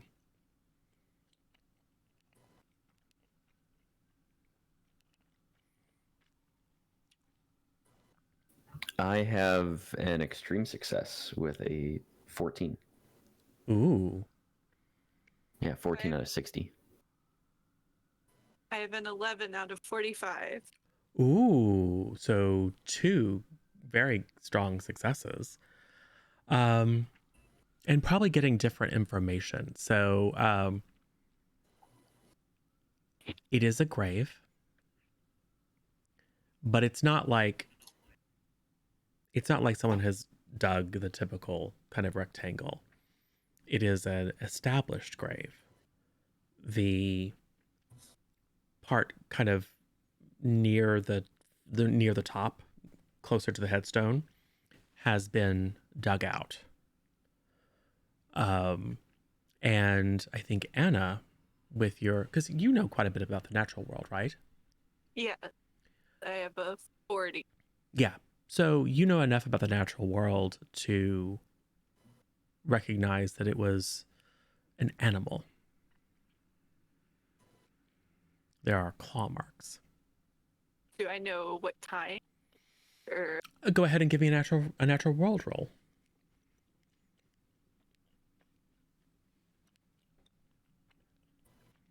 a 30? Which will pass. Yeah, because the 0 and 00 throws me off a little. Yes. But... Double 0. The double 0 is the 10s. Yeah. So yes.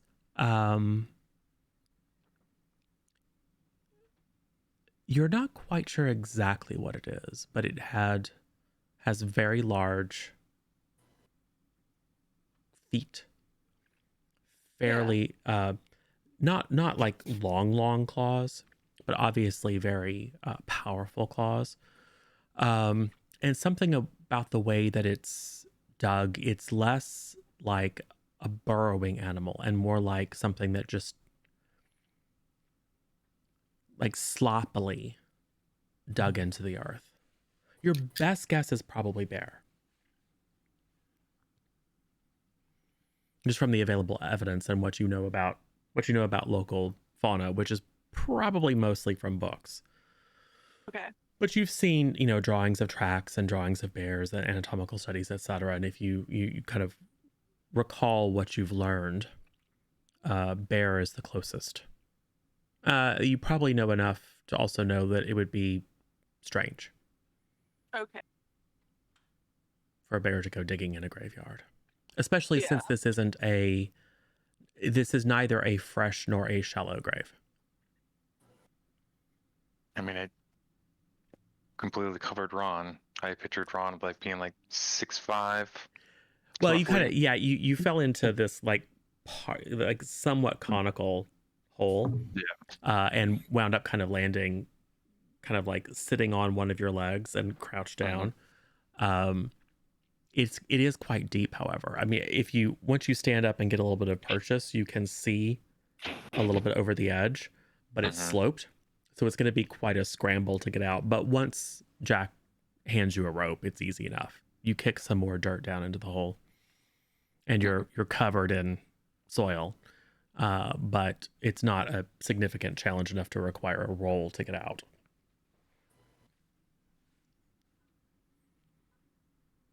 Yeah, Jack helps Ron out of the hole, kind of gives him a hand to help him get over the edge, and then hands Ron's rope back to him. Are you okay? Yeah, like I said, just my pride. Now go ahead and start wrapping up the rope again. While you're doing that, Anna's gonna poke around at the dirt without falling in carefully. Okay. Yeah, Like- Yeah, the hole, good. yeah, the hole just kind of popped out of nowhere. I mean, like a snake. Less of a snake and more of like a bear. Wait, what? Do bears What about a normally bear? dig at graves? Well, Doesn't sound like no. any bear I've ever heard of. Man, I could be wrong. Like I said, I haven't seen very many, but it's very odd. I don't know. Maybe they're closer to town than we expected.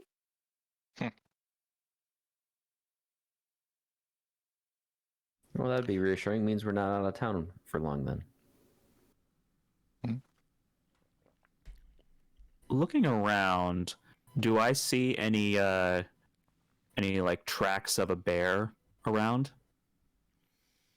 Yeah, you can go ahead and give me a spot hidden. Okay. I think we'll decrease the threshold by 10 just because it's been some time. That is a 9, which I believe is an extreme success. Wow. Yes, even with a decreased threshold, it's a very, very strong success. You can see where, I mean, it's grass and rock and things like that. So you can confirm what Anna observed about the claw marks. Actually digging, there are a few signs of something large having moved around, and some badly degraded prints. But I think what catches your eye is that there's an area of the fence that is bowed, as if something very heavy climbed over it. Can I tell if it's bowed and like the graveyard or coming out? I don't know if that was your question too, Chip. Yeah, exactly. Same mind. That's actually a really good question. It's coming in. Or at least that's your best guess. It looks like something came and like stood on the fence and climbed over it, and then on its way out just kind of grabbed a hold and pulled it even further down and scrambled out. Does it look like any of the graves are like freshly buried? No. Not up Okay. here. It doesn't look like any of the graves are freshly buried. I mean, it's probably not going after the rotten meat. Hey Zeke, is this Chaplain graveyard used often? This is the old church. No. There used to be a village up here. If you look over there, you can see, and there's You can see a few cabins, some of which have collapsed. And you can see a few just like rectangular areas of dry stone that were probably the foundations for more.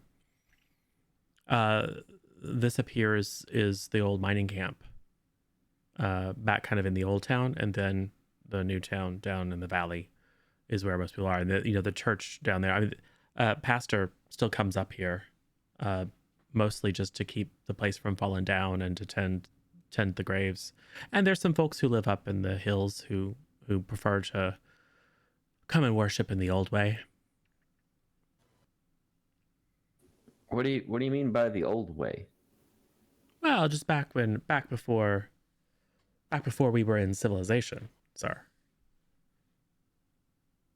So are they dancing around fires in their underclothes, or what are we talking here? No, they're proper Christians, sir. Some folks just don't feel comfortable being in town.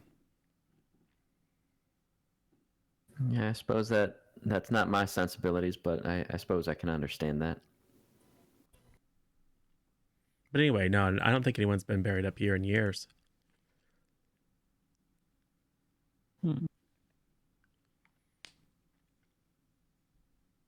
Ron's gonna head back to the horse, grab his flask and take a sip, and then jump back on it and say we should probably head on back out. Dust yourself off. Take off your boots and shake them out to get the clods and pebbles out. Off. Yeah, get the cowboy boots off and empty it out. All right. So, it's a bright, sunny day. Early autumn. The kind where, the aspens are just starting to blush gold a bit. Especially in, certain, in stripes and bands on the hills and mountains. In a week or two, I'm sure it'll be quite beautiful. It's the type of weather where when it's clear, the days are quite warm, but can be very chilly at night, especially as you achieve higher elevation. But the air is fresh, and even here in the graveyard, the air is fresh and clean, and there's a bracing breeze, and it's quite nice. The birds are singing, and butterflies and bees buzzing around. It's quite idyllic. Aside from the fact that there's a disturbed grave right next to you.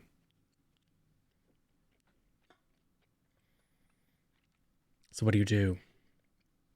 I'm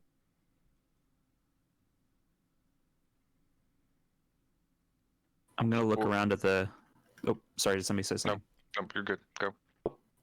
Look around at the party and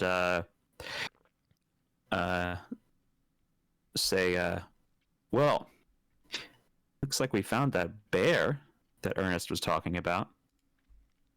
Well, a bear. Oh, any bear could be the bear. What? Could be.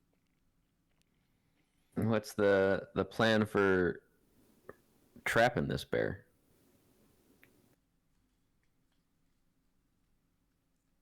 Well, we've got some ropes, I think. We've got guns. We've got horses. Man, we could try bait it out, shoot it, use some of our rations.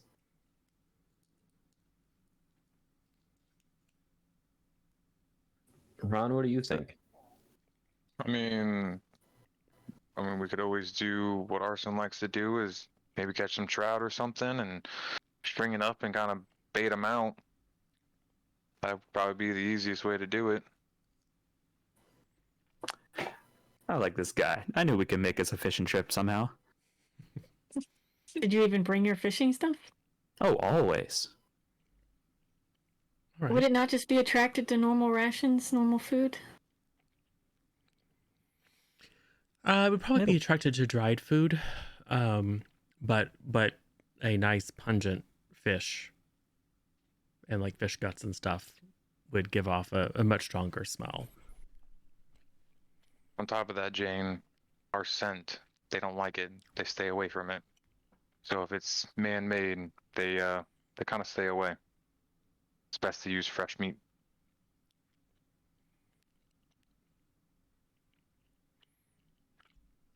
Okay, well, you guys have fun fishing.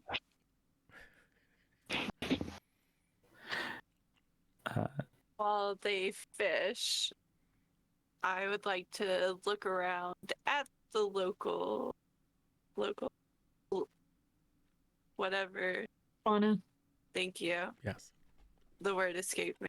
And kind of also check out plants. Just see what's going on. If there's Cool. anything cool I can. So it sounds like the decision is to basically pitch camp here, at least for the night. So you have a full day, or almost a full day. I'll probably go to one of the kind of broken down cabins and probably make that into some type of makeshift shelter. Yes. Just kind of 4 walls, at least that way I'm inside something instead of just kind of out underneath the stars, completely exposed. Yep. There are a few cabins, a couple of which are still, I mean, they're still standing. They have big holes in the Not a roof, problem. and there's probably like a couple of raccoons you have to scare out of one of them.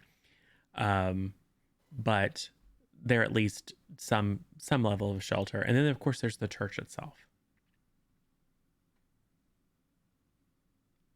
Yeah, Jack will just kind of wander around and check out the church since he doesn't really know anything about creating a shelter or anything like that. Well, the church is in better repair than the cabins. It is, as you open the door, and it's just a simple like wood block, not even a lock, it just latches. You open it up and it's very dusty, but not as dusty as it would be if it had been sitting here empty for years. Clearly someone comes and tends to it every so often. But as you poke around, there are chairs and pews.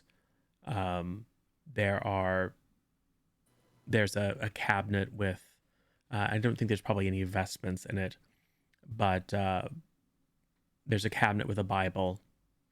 There's some candles, some of which are already partly burned.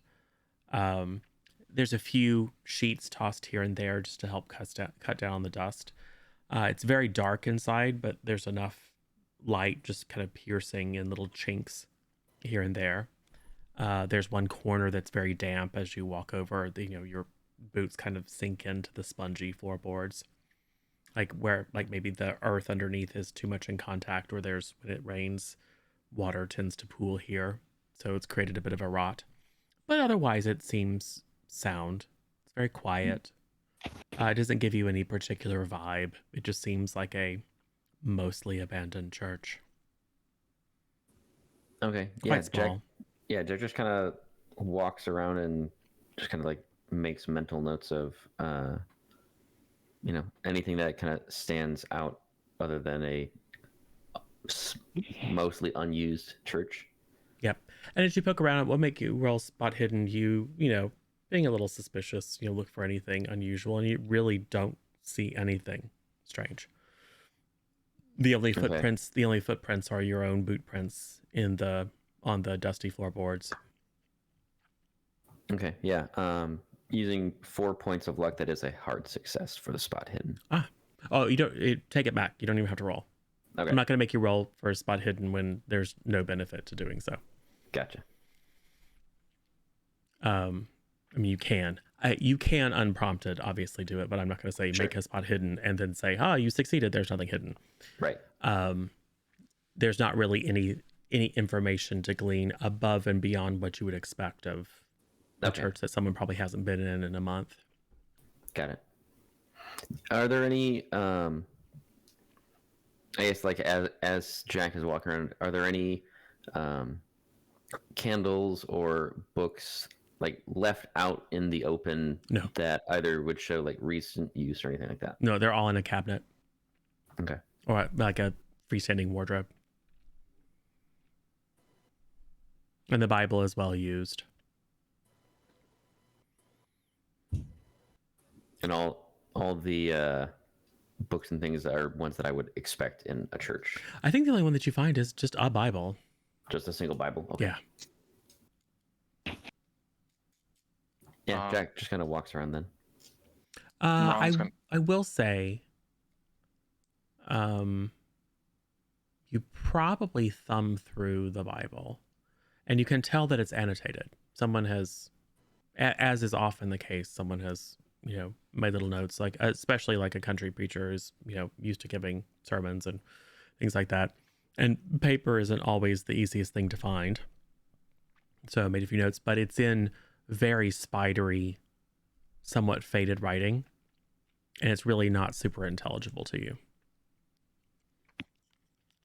Like, is it unintelligible in terms of it being just like faded chicken scratch, or does it not look like it was written in English? It's more, the feel that you get is it's more that it's just like almost like personal shorthand. It's just like, Got it. it's like notes and stars and things like that, and then the occasional like arrow with a word or two that is just, it's just such chicken scratch that it's like if you're like me and stopped learning cursive in like second grade and you try to read someone's like fast scrawl cursive, it's just like, I don't know what this is. Yeah. Okay. Gotcha. I would put it this way: it would be possible to attempt to figure it out,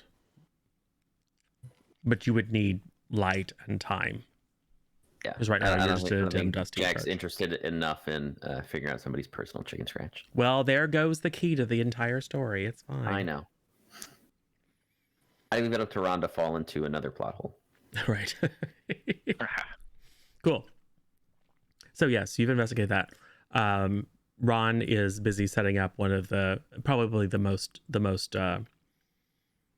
solid of the old cabins. I would probably pick one that has a rough hole in it, in the roof. Mm-hmm. So that way we could have a fire inside the house, Yep. and that way the smoke could get out and stuff like that. So Yep. There's one.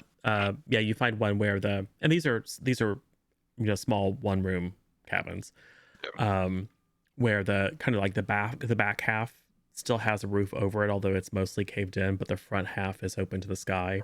There's even like a little aspen sapling kind of growing up, but that would absolutely let you make a fire kind of over in one corner towards the front, near the front door, and then be comfortable out of both the smoke and any potential rain. And the weather here can be very changeable. It tends to be somewhat dry.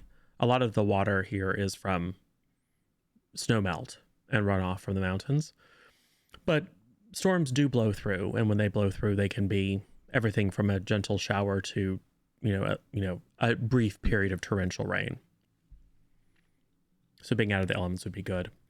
Anna is busy pressing flowers and documenting various different herbs, whatever wildflowers and medicinals that might be in the area. You don't find anything that would be surprising to you based on what you know about local botanicals. But you find some things that are new to your experience. You can add to your collection. I'm sure you have a book that you press interesting finds into. What is Jane doing? Other than being, it's just like, what are these people doing? We are literally an hour out of town and we're already making camp. Pretty much just losing confidence by the minute. First, our main person that we're counting on to really be the tracker and everything fell in a hole pretty much immediately into a grave, so that's not a bad omen or anything. I mean, yeah, now we're setting up camp in an abandoned village thing to go fishing. Yeah. So what are you doing? I'm probably setting up my stuff, but in such a way that it's easy to pack up if I need to. And are you in this? Are you putting yourself in the same cabin that Ron is preparing, or are you? Because I mean, you can. If that's where he's going to put the fire, that makes sense. Okay. But I also want Anna next to me. Okay. Because there are other options. It would be, I mean, not unheard of, but somewhat unusual for men and women to effectively bunk together. Right. Not that you can't. We can make our own fire. We could. I just It's weighing the pros and cons. It's like there's like 4 dudes, 2 women, but then also 2 women by themselves, both of us not very adept at hunting or fighting. Could something find its way in? Yeah. So Jane has gone out to find Anna, who was kind of like ranging around, just kind of wandering from spot to spot, seeing an interesting bird or plant or something like that. How about you both give me spot hidden?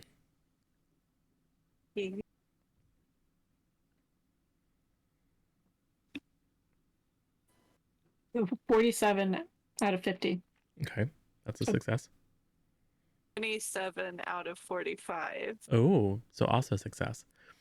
Neither of them is quite a hard success. So it's you're having this conversation, and kind of looking around and strategizing.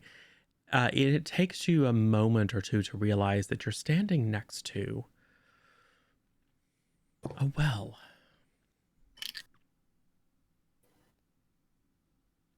It's the stones of the rim are largely overgrown. And it's really only as you kind of like maybe Anna moves over and Jane moves a bit because as the sun is shifting, you get the sun in your eyes, kind of like me right now. And you kind of shift your perspective so you don't have the sun in your face. And then as your eyes adjust, you realize that literally maybe 10 feet from you is the shell of an overgrown well. Or it certainly appears to be an overgrown well. It's still functioning? Like, does it have a bucket? It has a wooden cover. Also rotted, and you've got vines and creepers growing over it. Actually, that's probably what catches your attention, is the sort of bleached wood showing through the green of the undergrowth. Ooh. Wonder what would happen if we uncover that.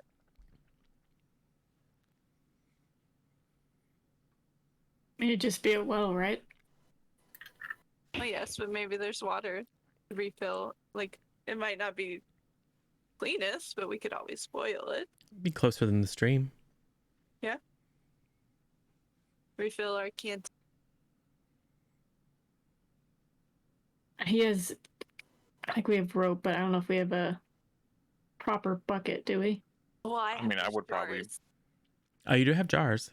I have jars. I mean, with Ron being, in the gold rush and stuff like that, I would feel like he would have at least some type of maybe cast iron Dutch oven style pot that he would have boil water on. Yeah. So I mean, we could attach like the rope to that. Yeah. If they tell you about it, maybe it's their secret well. Would it be a thing to have like a leather, not a bucket, but some kind of like leather wide mouth pouch or something? Is that a thing that people ever had? Sure. Yeah, like a canteen. Yeah. Right? Is that what you're talking about? Or like a water skin. Yeah, like a canteen, but for like, dipping it into like a stream or something like that. Yeah, sure. Like if you need to carry water back to a horse or whatever. Because you are going to have to. That does make sense. Yeah, you are going to have to water your horses. I mean, you can lead them down to the stream to drink a couple of times a day, depending upon how long you stay here. Or you could, improvise a trough and fill it from the well. There's all sorts of options. I'm not going to get too into the minutia of horse care because it's very. They are labor intensive beasts, but. So yeah, you found a covered well. You think? I'm gonna take a pebble, or just like a rock, and drop it down and see if I can hear it splash. Okay. So you'll pry it open. It's not like it's not even hinged. It's just roughly cut. It's a series of planks that were have little crossbars nailed together, and then it was roughly sawn into more or less a circular space. There's one big rock that's set on top of it to weigh it down. And that's easy enough to move. And then the prying part is just because it's got creepers and vines and things growing over it. So you kind of have to pick those away and open it up. There is a damp, musty smell. And And yeah, you'll stand back and toss a rock, and you hear more of a splat than a splash. Like mud. Yeah. Do you look in? I mean, obviously. Yeah. Well, at first it's just you can see, like they probably dug it out and then laid stones around it. So you can kind of see down a little bit. But then as your eyes adjust, you perceive a glow from below. Very faint. How far down? It's difficult to tell. It could be very bright and very far away, or very dim and very close. How long did it take the rock to hit? Just a few seconds. Or maybe like a second. Do you see that, Anna? Yeah. Less than a It's second. a little weird. Maybe something shiny's down there and it's reflecting the sunlight. Nope. Yeah. It's for sure a bluish glow. Maybe something blue that's shiny is reflecting the sunlight. It's in complete darkness. Does it look like how wide is this well? Oh, I'm gonna say 2.5 feet, maybe 3 feet.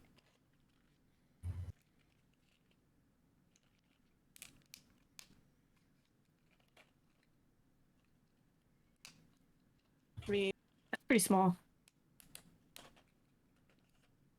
anything just in number terms, roughly how do we think it is?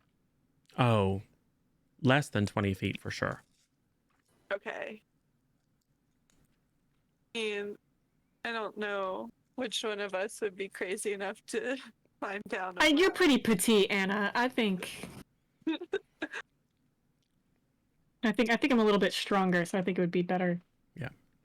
I mean, I you lowered you drop the down. rock, acceleration of 9 meters per second squared at sea level, and this is about whatever. You know what I'm saying? It's not. It's the kind of thing that if you fell in, it would be very hard to get out without a rope or some other assistance. But it's not. The hole doesn't go down deep into the mountain or anything weird. It's small enough too that you can like use the walls to climb back up. You can I'm sure. 100% American Ninja mean- Warrior it if you want. It's probably a I'll little go down slippery. on one condition. Yeah. Then the hatchet you got, Mhm. taking it down. Oh, you're taking the hatchet down. Yeah. Okay. Then yeah, if you and the guys lower me and can pull me back up, if I get stuck, then yeah, I'll climb down the well. We're only an hour from town too, so if something like for some reason we couldn't get you out, we could get a hole. And you know, and fucking doctors, pray. we have practice. I practiced stitches on myself before, so if I get scraped, I'm sure it'll be. Right. And Exactly. Anna is technically the smallest of you because her size is only 40. All right, let me go grab. Let me see who's around. Yeah. Have Arson and Jack headed off to the stream to go fishing? I thought Ron and Arson were going fishing. Or yeah, who all's going fishing? Yeah, Jack's probably like just walking out of the chapel as Okay. Anna and Jane are finishing this conversation, and he's intrigued, but also doesn't want to get involved, depending on what's being asked. Hey, Jack, Hey. you want to get out of fishing? Yeah. What you thinking? Oh, we found this well, and there's something weird at the bottom we wanted to investigate, so we were gonna lower Anna down. It's pretty small, not super deep, so low threat. Yeah, I think I can give you a hand with that. Perfect. I think the two of us can lift you. Pretty Cool. small. So what are Arson? So Ron, you are set up now in the most intact of the cabins, and are free to do whatever you would like. As an Arson, you've gotten all your gear together. So what are the two of you doing? Well, I'll probably walk out of the cabin to see what everybody else is doing. Yeah. And nothing's very far away. You can see that Jack and Jane are having a conversation over by the church. Do I see where Arson is? They're probably over by your horse. I am. Arson is looking around, and he has not told anyone about the bounty on Silas yet. Mm-hmm. But he is looking around because he's thinking abandoned church, not very far out of town. Like probably Silas is not here, but there might be like evidence of that he was here. So he's been looking around, trying to like surreptitiously take a look around to see if there's any tracks of people, not necessarily of animals, Yes. around. Yes. Go ahead and give me a spot hidden. Okay.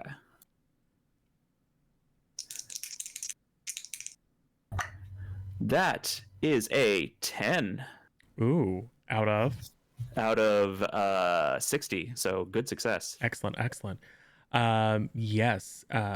You asked, maybe you asked Jack, who's just coming out of the church, and poke your head in, and yeah, I mean, you can confirm those observations. If anyone was here, it was, over a month ago, and all they did was probably clean the place up. So it's probably you check out Ron's work in the most appealing of the cabins, and you don't see any sign there. You do, however, make a circuit around this old mining village, and kind of the tree line has encroached a portion of it, and because you're looking, you see the ruined hulk of another cabin that has like a much larger tree kind of sprouting out of it. It doesn't look remotely livable or stable from a distance, but as you get close, you can actually see that it is also reasonably quite intact. And as you go to kind of pry the door open, it catches for a second and then slides in, and you can see that like maybe you open the door a foot.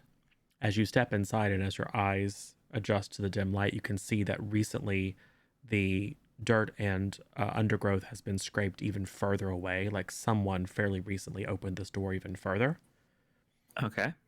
And you do see an area inside that you can even smell an old campfire.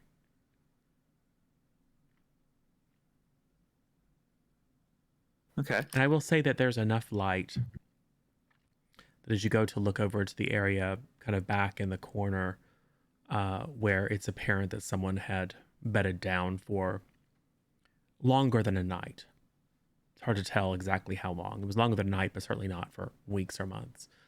Something odd catches your eye. Someone who was holed up here was quite bored and spent their time carving into the wood. The logs and planks of the interior wall. I'm going to push the door open more and walk towards like the carvings to get a better look at them. Interesting. Hey, why don't you give me a sanity check? I mean, you'll probably Yep. succeed. Yeah. But I mean, I might not.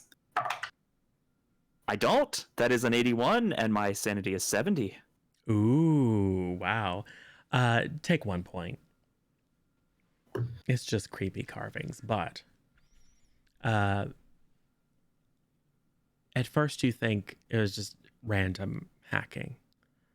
But then as you, again, open the door further and get in and close and look, it is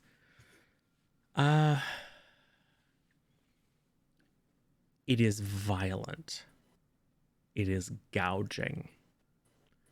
But it's precise. It's not letters or words or even symbols or sigils that you would recognize. But someone frenzied was trying to hack some sort of message or conveyance of meaning into the wall of this cabin. It gives you, to use the scientific term, the heebie-jeebies.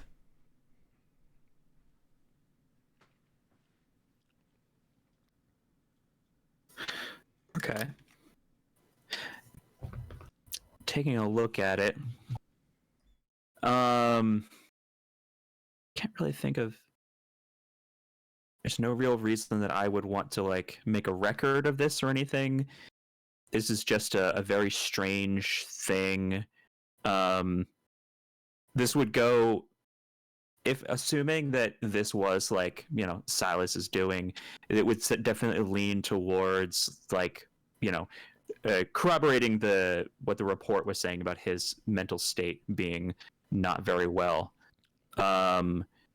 So I'm going to take a look around, you know, just taking stock of it, and then walk back out. And I want to try and, now that I know that there might be something to find, I'm going to look at the ground, use my tracking skill to try and like see if there's any signs of where someone might have left after they left this cabin.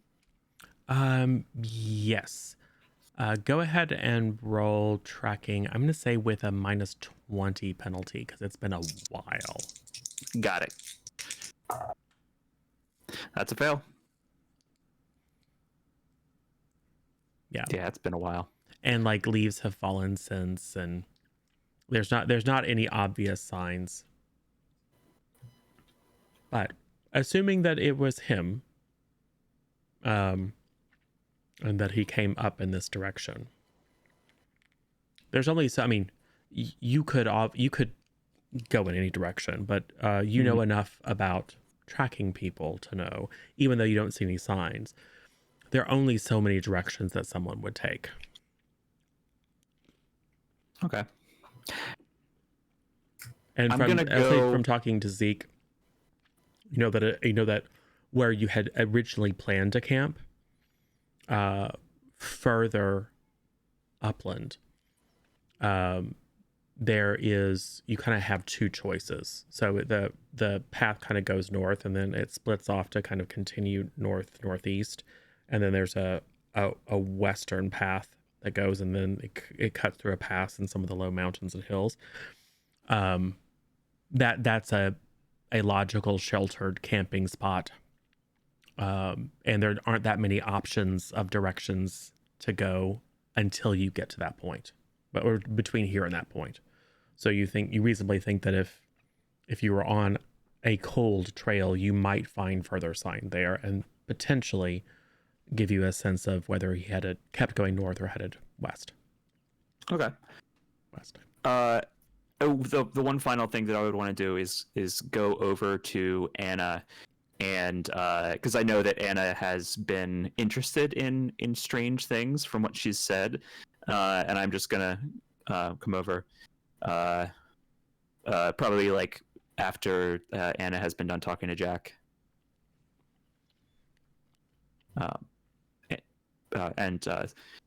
Hey. Hey. How we found a well. What did you find? I found something you might be interested in. Now, I think you said a day or two ago, you know, we were hanging around in Ernest's parlor. You said something about, what did you call it? The eccentric sciences? Yeah. Let me tell you, I got something weird here for you. Okay. Let's see it, and then will you help us with the well? Or if you're going fishing before then? Not really I think sure. I've got, if it's, we've got time. The fish, not going to run away from us. Ideally, until they grow legs. Do they do that? Well, you see, it's a little complicated. Mr. Darwin says so. And I lead Anna back over and to the cabin. All So right. I was just First of all, Anna, go ahead and give me a sanity check. Okay.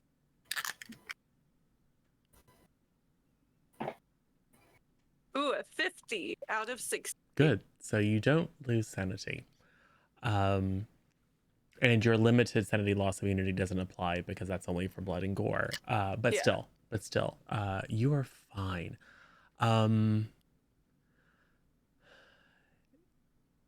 You get much the same. I think it's a Hail Mary, but I would like you to roll occult. I think you could also arson. It's just that neither of you has as much of a chance of succeeding because you're both at 5. Yeah. I randomly have 25. Yes.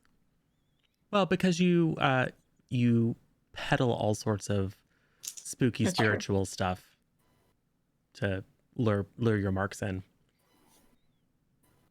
I did not do any better. Yeah. It wasn't an extreme fail. It just was not under 5. And did arson? Oh, 75. Yeah. Hard yeah. fail. So you also can confirm, Anna, that it seems spooky, but it's mostly just the fevered nature of the hacking that is distressing. I think this was left by the townspeople that used to live here. Well, I mean, whoever the Zeke did say that sometimes the townspeople come here to worship in their own ways, but I don't know. And he points out some of the where the brush was scraped up and the things that the Zero pointed out. It looks like somebody was here pretty recently. Well, But I don't know why, if they were coming to worship, they would be in this cabin. well, we'll keep our eye out. It is definitely not of the usual variety. I'm still kind of more interested, although I try to stay out of religion, but I'm interested that they keep talking about the old ways, the new ways. Maybe, I don't know. If anything, it But- reminds you of a caged animal trying to claw its way out at first. But then as you look closely, there's clearly a pattern or some attempt at meaning. Whatever caused the scriber to do this, it's definitely something that seemed they were resistant to at first, but then I kind of smoothed out the end, although maybe not in the best way for them. It's possible. Maybe it has something to do. You know how I said we found a well? There's something glowing at the bottom of it. Oh, that's right. You said you needed help getting something out of it? Yes, me, after I get something out of it. Yes. Cool. Well, so the gang gathers around the well. We didn't Hi. need everybody for this, but Well, okay. Well, now you have just we everyone. came. Tie some rope around Anna, and I assume lower her down. Like probably, make a loop for you to put your boot in, and then the fellows lower you in. It's not easy, right? And you're going into a disgusting, dank, gross, slimy well. But it's nothing that I'm going to make you guys necessarily roll for, because you have all the time in the world and it's daytime and nothing is threatening. So it's quite a production, but eventually, Anna, you are lowered down and you feel your boots squelch into the fragrant mud at the bottom of this well. Yeah. Um, And I did. I guess I should have said when I was coming Take a down. lantern. Yeah, I'd tied it to my belt loop and turned the lantern on so I could still have my hand free with the hatchet thing, and then still see. You accidentally bang into the side, and then the lantern breaks and you catch on fire. Yeah, basically. But no, it's fine. Yeah, actually, having the lantern makes it difficult, especially as you like last few feet kind of squelch down into the mud. Having the lantern on actually makes it difficult to see the glow. It was very faint.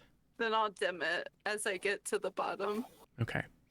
Yeah, you search around for a bit and eventually resort to kind of scooping around in the mud with your hands. It's quite cold and slimy and gross.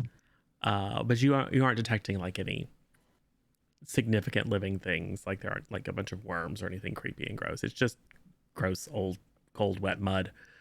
Is the glow coming from beneath the mud? Well, once you there's probably an inch or two of water on top of the somewhat clay mud, and once you hit your boots, it squelches off. I mean, you're talking about like a 2.5 foot radius area here, so you cause a bunch of not only does silt flume up into the water, but you just like squelch it all around. So you've made a bit of a pig's breakfast just putting your feet in. So you have to dig around a bit, but then yes, your hand closes around something slightly larger than a fist, very smooth. And you pull it out and you see in the dimness a beautiful, pure blue glow. That's kind of speckledy and stripy because there's mud caking this object. Kind of like wash off the mud and then take a closer look at what it is. It is, well, it feels like stone. And it's glowing blue. And you're a scientist, and it's a hunk of iridium. Is it safe to touch? Sorry, radium. As far as you know, yes. Okay. I will pocket it. It is carved. Oh, what's on it? It's somewhat roundish. It clearly has been worked by human hand. Yeah. But it's not like it's a statue or like a dog's head or anything that's like soup. It's artistic, I think, is the read that you would get on it. Versus it's stylized versus representational. Okay. But clearly someone has carved this. It's kind of oblong, almost egg-shaped, but a little bit more elongated. And it's got kind of a swirling pattern carved into it in relief. Okay. Is this the only thing I'm kind of picking up of importance down here? Yeah, you can dig around further. I think you probably ought to give me a sanity check because that's weird. Yeah. Yeah, fair.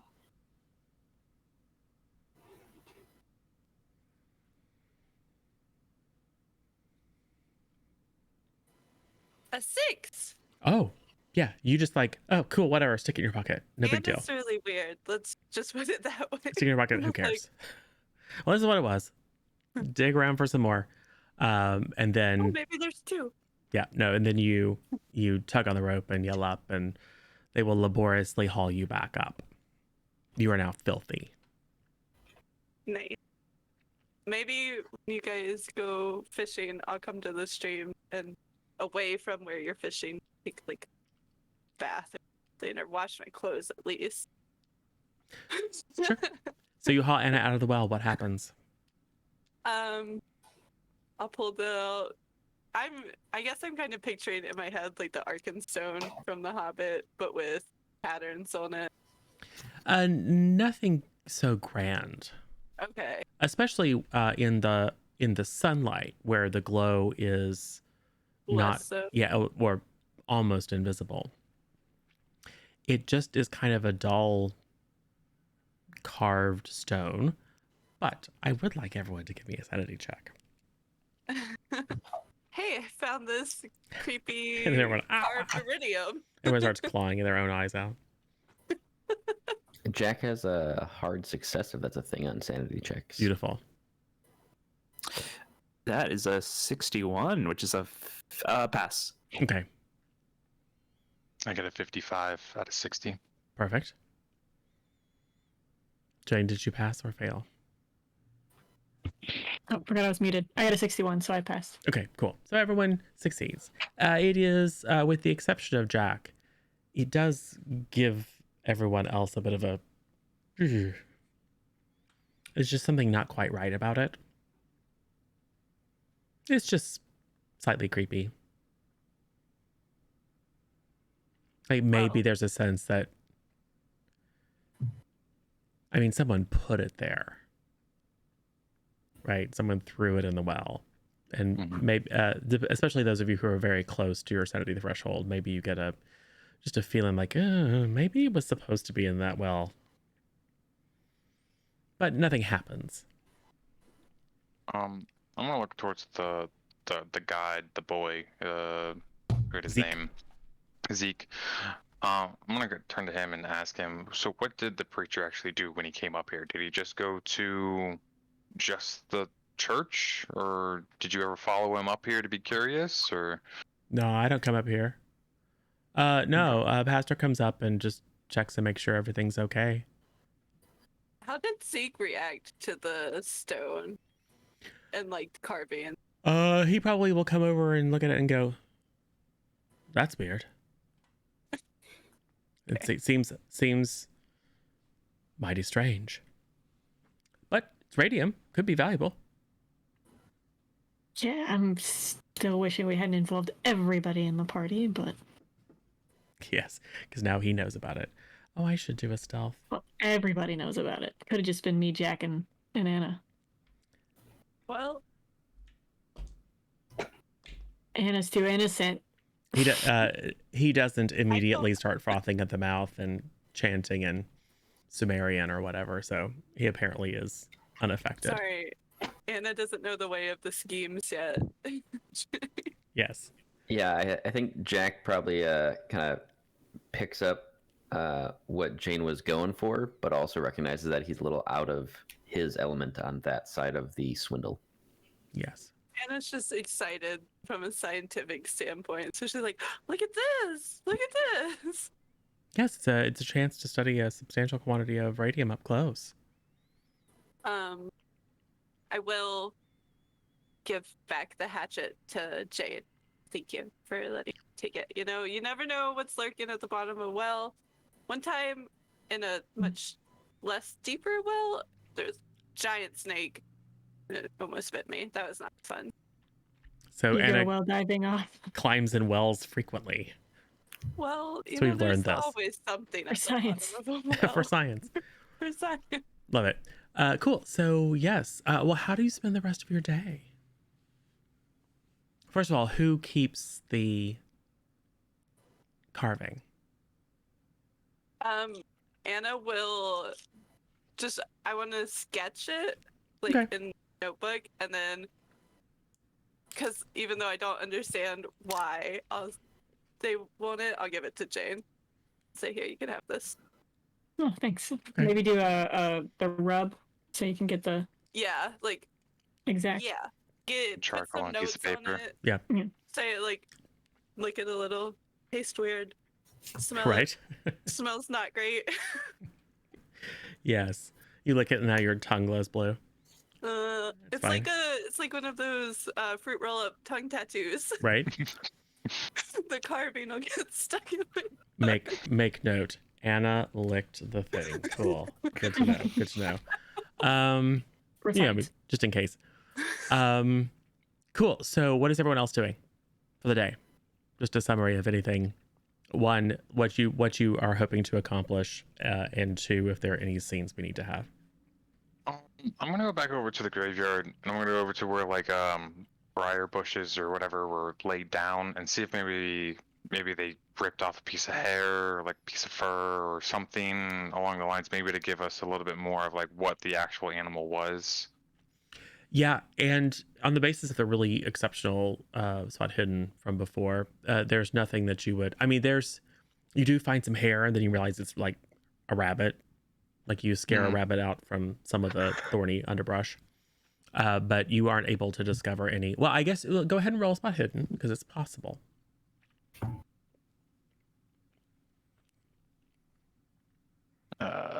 Nope.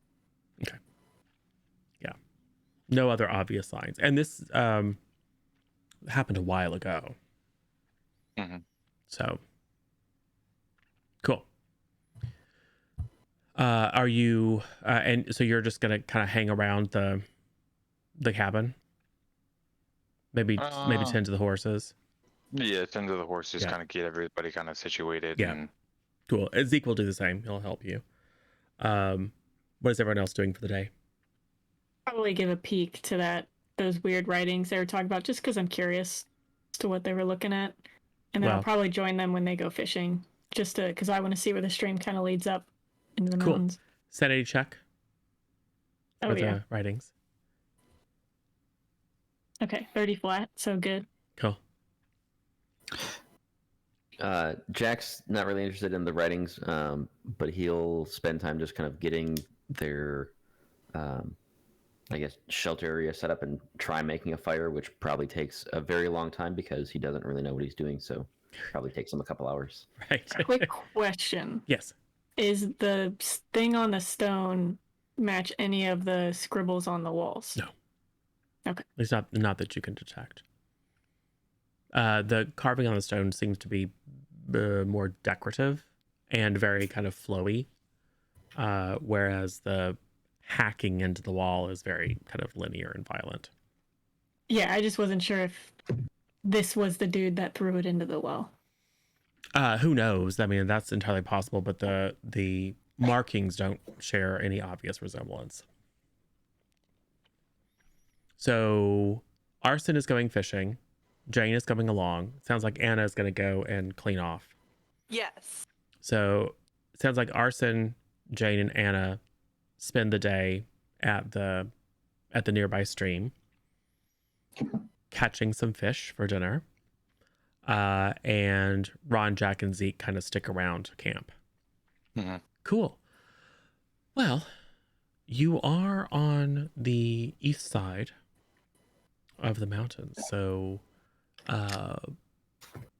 twilight comes early and quick. So we'll say that once it gets to be, within maybe 30 minutes of the sun setting behind the mountains, and you got another good while where there's some nice reflected light, but it gets dim relatively quick. We'll say that Zeke, Ron, and Jack lead the horses to the stream to drink, and also to kind of pick up the others because maybe they don't know enough about being out in the wilderness to realize that they should get back to camp quickly, or else they'll find themselves wandering around in the darkness. And Zeke wants to get paid. So as you got your little line of fish hung up, got them all nice and gutted and ready to go. You hear the tromping through the woods as your fellow travelers come and water the horses, who of course were bored from sitting around all day, so they spend a lot of time pawing in the river, immediately scaring away any remaining fish. But they get their fill, and you all make your way back to camp. Does anyone do anything, or does anything happen action or conversation wise before it's time to roll up in your sleeping beds? Well, they don't really have sleeping bags. Roll up in your blankets and call it a night. So we went fishing for the fish for the bear, and now we're about to go to sleep with the fish out. That's what I'm asking. Are you gonna are you baiting a trap? If we need to. I have a scalpel. We can cut them open. Well, yeah. I think they already gutted them and everything. Yeah. Oh. We probably should. I think I would know enough about trapping to know that because my hunting's bad, my trapping is bad, but it's not zero. So I would know that this is maybe not the best idea to go to sleep with a bunch of bear bait on our persons. Yeah. We could set up a watch, and then just if someone starts to see the bear, wake everyone or select people with the shotgun up. That way we're not losing sleep too bad.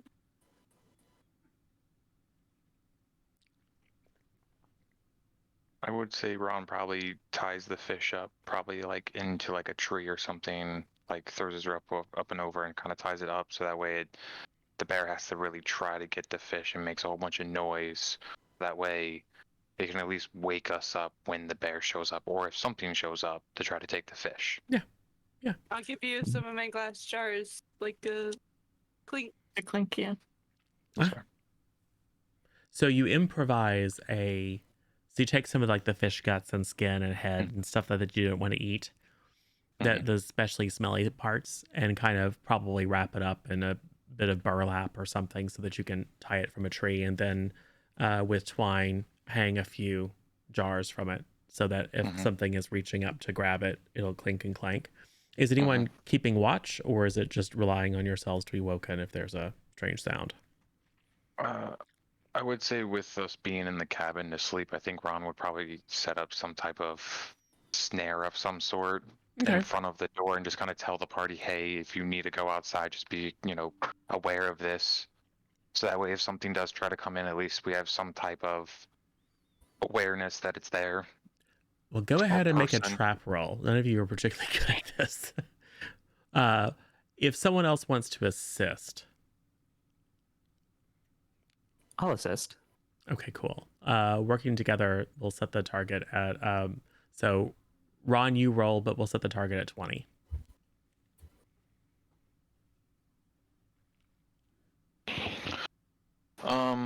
So if it hits 20, is that a succeed? Yeah. Okay, so then I'm gonna go ahead and use 5 luck points, and I'm just gonna go ahead and do that. Cool. So you set a snare. You're pretty sure it's not going to immobilize something as large as a bear, but it would be another. It would certainly slow it down, and probably, it wouldn't necessarily harm a large animal like a bear or a deer or a wolf or elk or whatever, but it would certainly startle it, and it would make a bunch of noise and would be, well, just like any animal. If it was like coming to poke around and then suddenly it was trapped, it would freak out and maybe even try to run away. So I think the biggest thing is that he was trying to go for is just people, not so much the bear, more of like people trying to wander up into our camp, steal things from us, stuff like that. Yeah. Just to kind of either catch the person in the act or get them snared, so then we can, why are you trying to come up into our camp? So. Yep. So is everyone sleeping, or is anyone? Are we taking watches? Go ahead. I was going to say that. Oh, sorry. Sorry, Jeff. Arson, go first. Oh, while Ron and Arson are stringing up the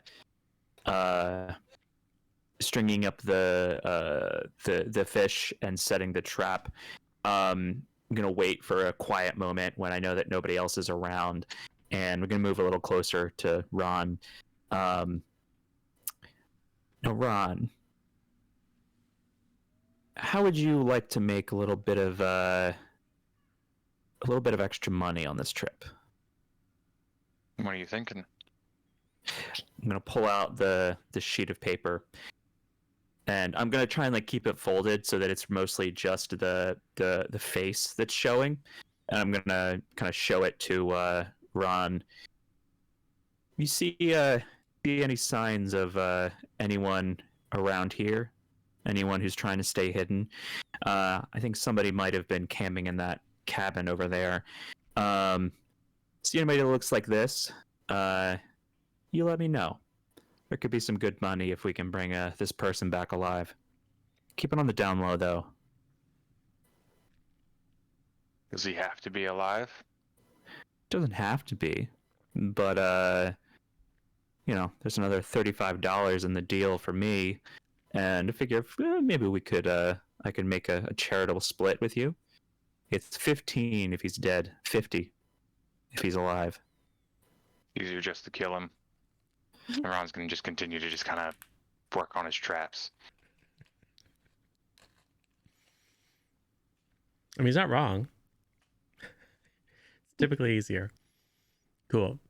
So Ron is now aware that there might be opportunity to keep an eye out for any people, and you've at least seen the picture of this man, kind of weak chin, longish hair, prominent nose, what would kind of be a fashionable mustache, like if it were thicker. Okay. But it's a little scraggly. Looks like a town folk kind of person. Like not nothing special. Certainly doesn't look like a tough person. Which might change your estimation about, it's like, oh, well, this is someone who would be easy to capture. Mm. Do I recognize him at all? No, it's Okay. no one you've seen. Cool. So, are we keeping watches or are we all sleeping? Jack's not officially keeping watch, but he probably stays up later than the rest by an hour or two. Okay. Just kind of listening to the wilderness that makes him slightly uncomfortable because it's not civilization. Oh yeah, and there are for sure coyotes and other things making noise. I mean, there's a whole other set of animals become active as it gets dark. And the wind picks up a bit, so you hear the scraping of bushes against the wooden walls of the cabin. It's nothing unusual. I mean, you've spent the night, and if anything, it's quite comfortable, given that you're in a shelter, as opposed to just lying on your bedroll on the ground. I mean, you're still on the ground, but at least you have sort of a roof over your head. And probably you toss another log onto the fire right before you fall asleep, just so that you can keep some warmth. It'll probably be quite cold when you wake up in the morning. Cool. Well, first I would like, because you're all in the cabin together, right? Yes. I would like everyone to give me a sanity check.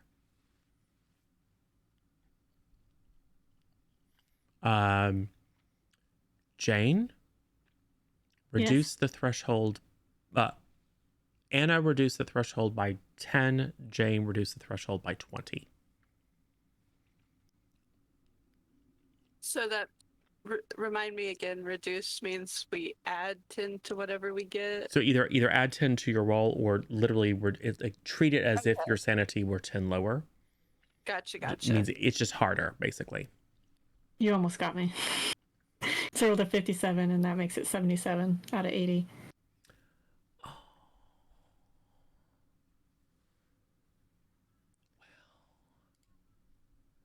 let me look at something really quick. The exclamation point status, is that what you're about to look at? No. Yeah, look at how many minor boons are out there, or banes. Yeah. I'm going to drop a minor bane to add 10. What does a minor boon do? Subtract 10. Okay.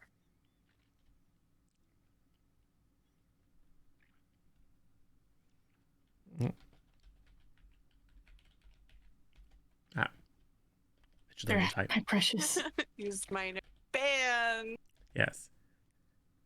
Cool. They're only minor. So Jane has failed. Has anyone else failed?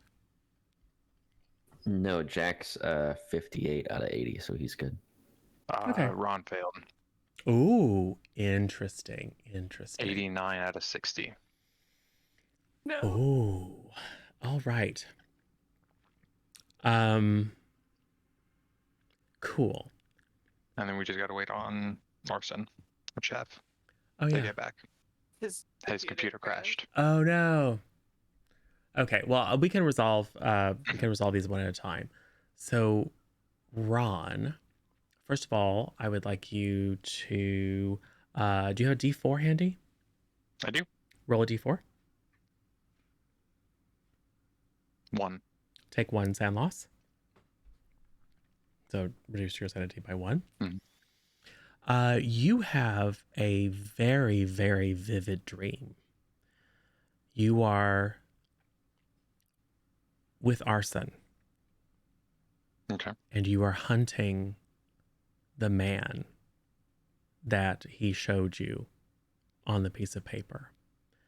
And at first you're very cocky and I don't know why do just kill the guy, you know.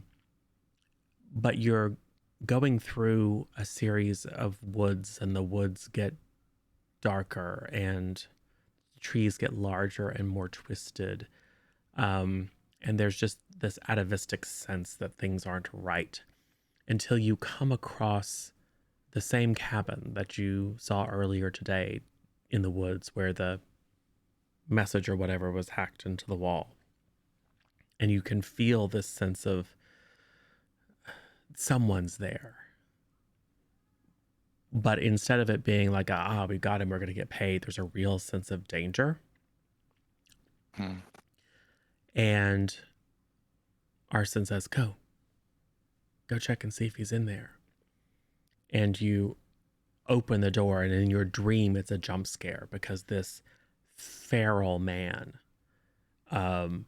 skin pulled back on his skull, extremely gaunt, gums receded so the teeth seem longer and more prominent, dirty, filthy nails grown long like claws, just launches himself at you and begins scratching and clawing and biting and screeching and screaming unintelligibly, to the extent that you wake up and you're kind of fighting with your own blanket. I would say that Ron would probably wake up screaming. Yeah. Just kind of freaking out. Yeah. Yeah, for sure. All right, Arson, what'd you get on your sanity check? If you can hear us. Oh, I probably need to drag him back into... He can't hear us because I haven't dragged him back into... Yep. Cool, there's Arson. Oh, now we can't hear you. Sorry about that. My computer just decided it was going to conk out with no warning. No worries. But you're back now. So, need a sanity check. This is for just kind of like overnight. For no reason. That is a pass. Cool. So nothing happens to you. We already covered the fact that Ron just had a bad dream about this man that you showed him. And Jane, who also failed. Interesting. Well, first of all, roll a d4.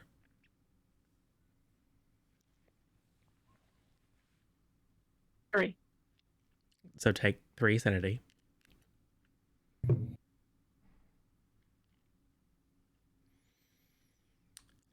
And you have a not wholly unpleasant dream. In the dream, it's one of those things where you wake up and it takes a moment, like you think you wake up and then things just seem off and you realize, oh, this is a dream. And then you kind of get into it and you forget that you're dreaming, and then you remember that you're dreaming. It's you know that it's not real, at least at certain points. But in the dream, you wake up and Ezekiel is also awake, and he is watching you across the fire. And in the dream at first, you're like, oh, and then something about the way the firelight plays across his cheekbones, you actually, oh, he's kind of cute. And then he, I'm so glad you're awake. There's something I want to show you. Will you take a walk with me? Very gentlemanly. And he looks a little bit different than he does in reality. He's a little bit taller and a little bit older and more attractive. And the part of you that knows it's a dream is kind of like, oh, sure, whatever. So yes, you very gingerly step out of the cabin and over the snare that Ron has put at the front door. And he leads you over to the church and begins telling you about his dreams.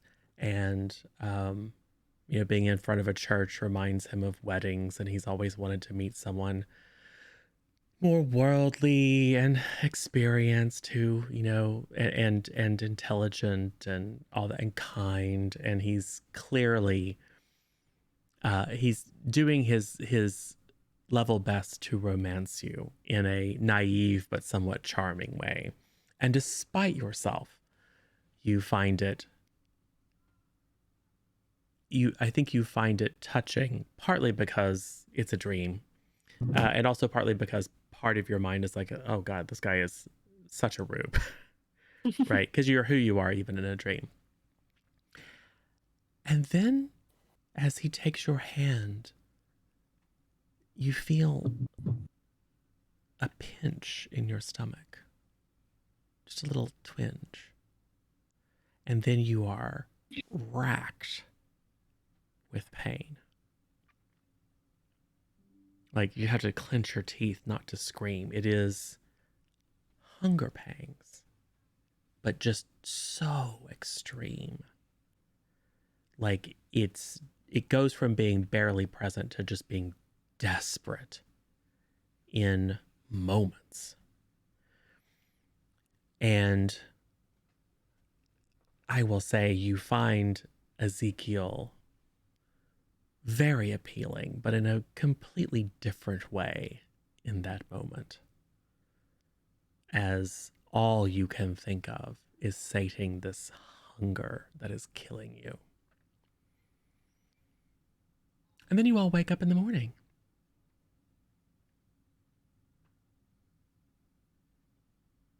Everything's fine. Nothing appears to have come after the fish gut bait in the night. Although probably many of you did wake up when Ron had his bad dream. But that was just like a start, and then sorry, and everyone goes back to sleep. In general, it was quite a restful night. Jack stretches out a little bit, and makes a comment to the effect of that it's definitely not as nice as the bed back at Ernest's place. Yeah, we definitely could have just gone back since it's an hour away, but But then you would have had to travel that same hour again. Yeah. 1 hour. Plus, Or it's about, better sleep. getting out in the wilderness, having a good time, getting to know each other. Is that what it's about? Yeah. Well, I think as everybody's waking up, I think Ron kind of shoves like a little coffee pot thing into like the fire and starts making coffee for everybody. Yep, stirs up the embers. Ezekiel is not in the cabin.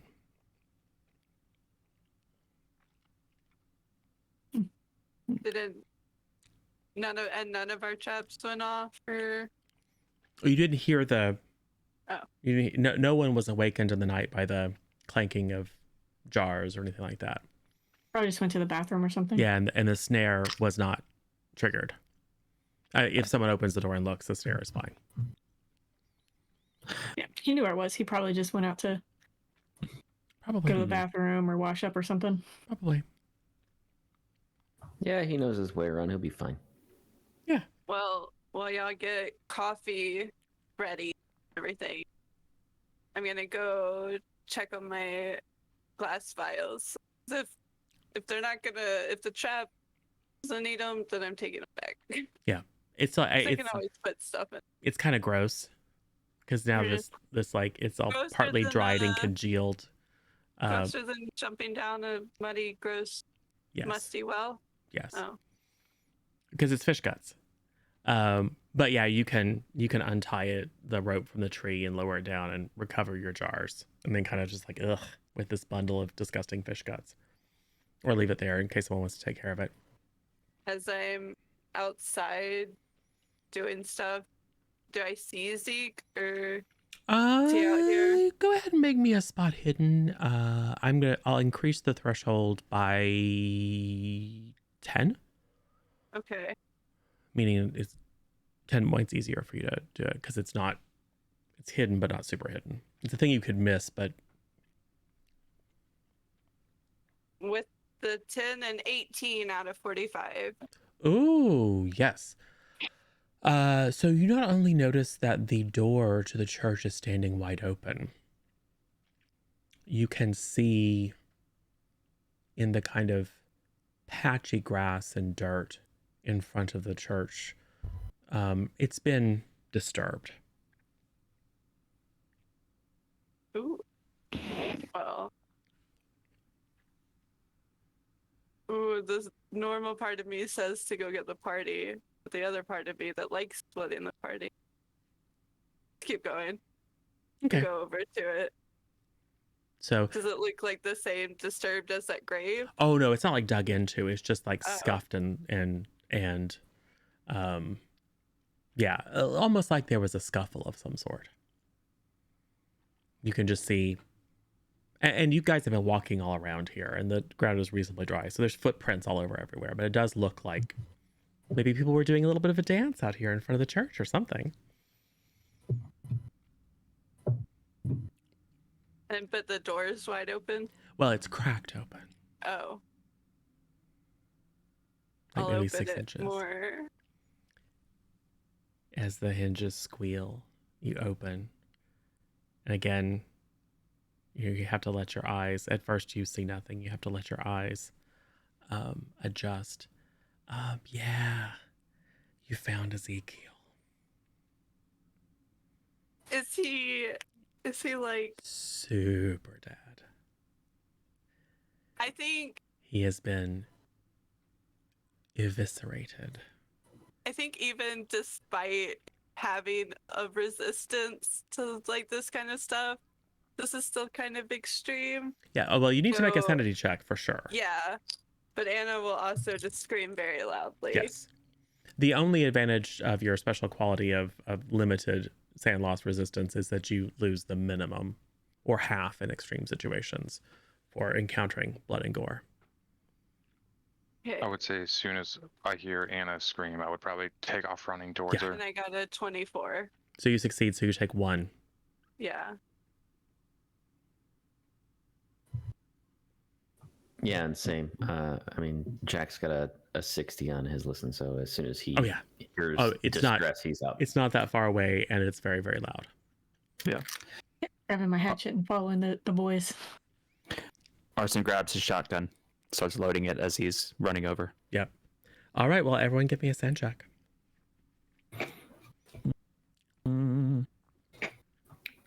Extremely good. 12 out of 80. Beautiful. I'm going I to say... somehow got a 30 flat, and I feel like Jane would. Given I just dreamed about that, that's probably not narratively. Well, yeah, I think when you wake up in the morning, the dream is not super present. Like it starts to come back as you see this. Although this isn't a scene from your dream. I am, however, did anyone fail the sanity check? I did. Okay, roll 1d6. Everyone else just takes 1. I got a 1. Okay, cool. Yeah. Night. So, Go down by 1. So, yes, you find Ezekiel. He has been violently murdered. And I think, Anna, even at a distance, your clinical mind is working and you realize there's less of him than there should be. I will relate that. Yes. It appears that parts of him have been removed. I'm going to look at Arson and be like, at least now you don't have to pay him. That is a plus, but we don't know the trails around here. Really Well, made me so- nervous. Starts kind of like circling the scene and seeing if there's signs of anything else to clue us into what might have done this. Ah, yeah, spot hidden. And once the like initial shock is over, the doctor will kick in, and I want to, after Jack does the thing, I want to see if I can tell like what made these, how he's a part. Yeah, I would give you a medicine or natural world. Okay. On the spot hidden, I'm using 1 point of luck for a hard success. Yes. You do find, because you're examining kind of the area, Right. you do find drag marks where Zeke was obviously dragged into the church and placed up on the altar. He was there's no blood in that trail. So he was apparently incapacitated or otherwise overcome and then dragged in.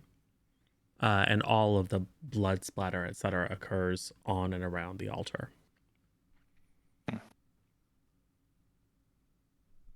And I'm sure you spot also the scuffle, the scuffle area out in front of the church. Sure. Yeah, Jack grabs Arson and Ron and kind of points out the drag marks and kind of what's going on up at the altar with the notable lack of blood anywhere else. And Yes. ask, what they can surmise from this kind of a display. What'd you get there on your medicine there, Anna? I literally made it by 1 point. Okay. Yes. Claws and teeth. It's the same kind of size maybe that I saw at the grave, or bigger? Difficult to say because this is much fresher. What? But same general size. And it apparently was after, like, organs, as a predator will do. But he was clinically, he was nearly beheaded with a bite and then eviscerated, and significant portions of the insides were removed. You assume eaten. Just me personally, I don't know the answer to this question. And this time with medicine, was there any way to tell how long ago they died? In a rudimentary sense, yeah. You can stick your finger in and see how warm it is. Or You can also judge it based on flies, if there's flies versus maggots versus whatever, but it'd obviously be too fresh. We saw them last night. Yeah, that would be a matter of days versus weeks, and this is fresh enough. You can feel the flesh, and it's still warmish. okay. So it would have happened in the past few hours. Okay. And like the areas of spray, some of the areas where there's just like blood spatter is relatively dry. Of course, it's up against dry wood, which sucks some of the moisture out. But the majority of the blood and other stuff around the body is still quite wet and tacky. Okay.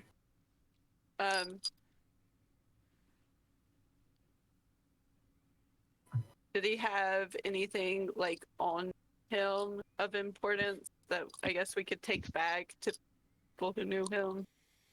I mean, his gear is his role is still in the More cabin. like a wallet-ish, without trying to steal someone's money.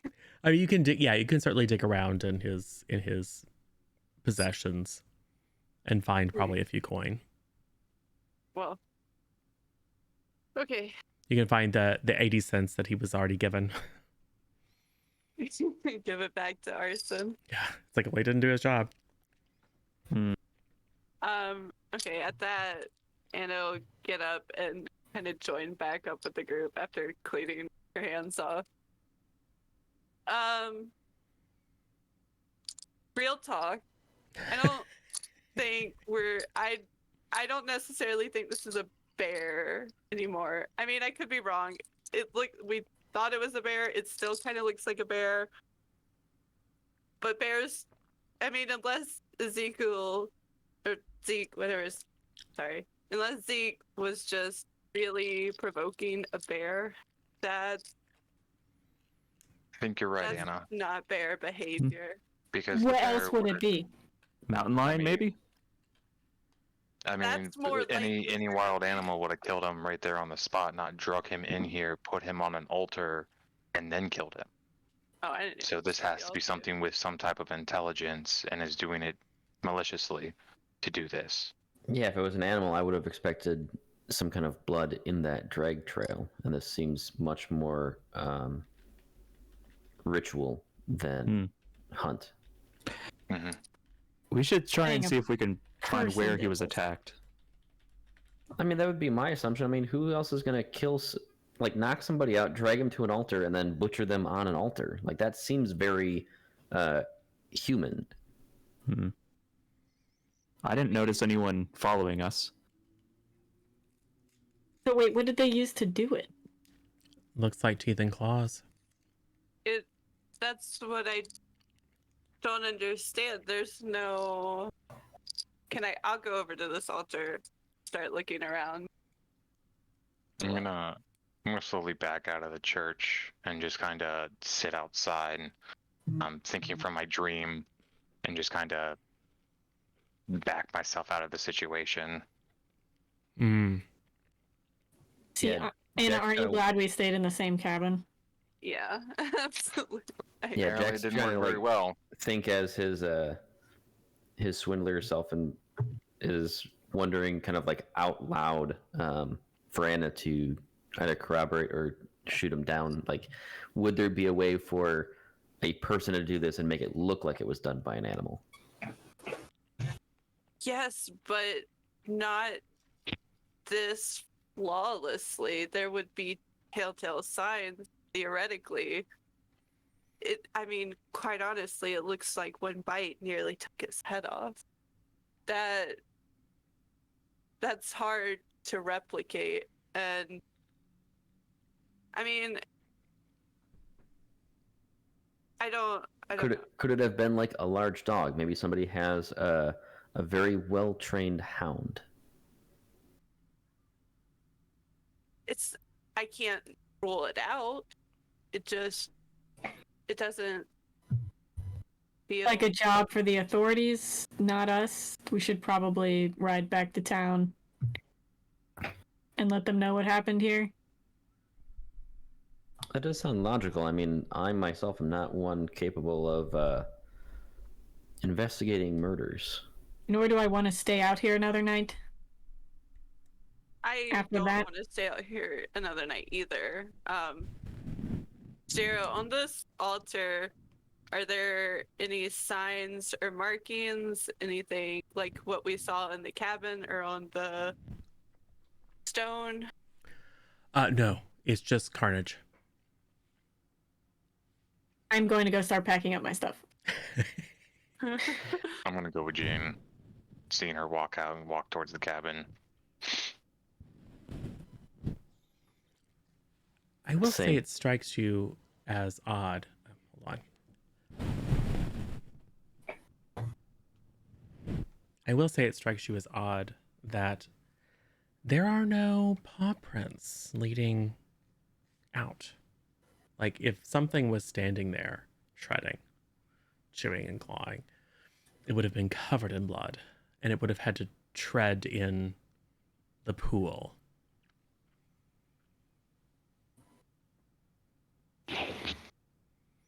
Are you? Is there actually a pool of blood? Oh yeah. Okay.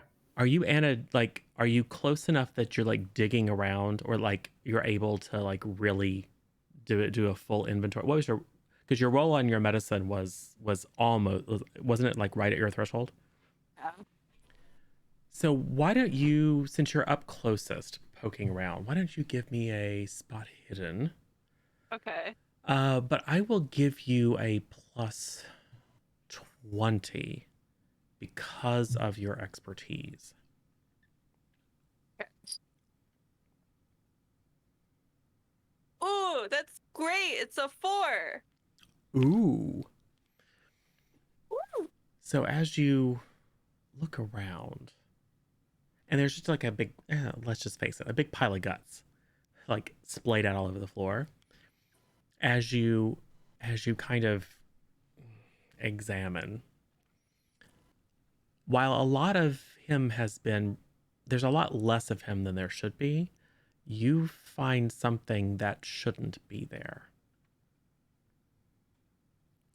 You find tissue, skin, hair, like in a mass That didn't come from him, but came that from did not someone come from else? him. It looks animal in nature. What color is the fur? And the skin? Currently red and brown and disgusting. Oh, okay. But if you don't mind getting in there, a little bit filthy, it's some sort of light color. Yeah. I'll definitely take a little sample of it, put it in one of my glass vials. Well, that's even stranger. I don't know if we're working with, or if we're dealing with a creature or a human or both, but I mean, there's more here than Zeke. I know we're still wanting to get packed up and go back, but I mean, we have to also think about the fact that if it just attacked Zeke for being available in here, is it going to follow us?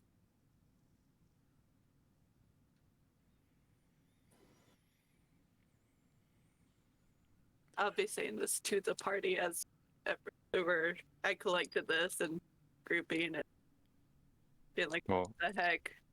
I was gonna say, me and Jane are backpacking up the camp to get out of here. Oh, okay. Okay. I thought you were closer. Are you bringing Zeke back with you?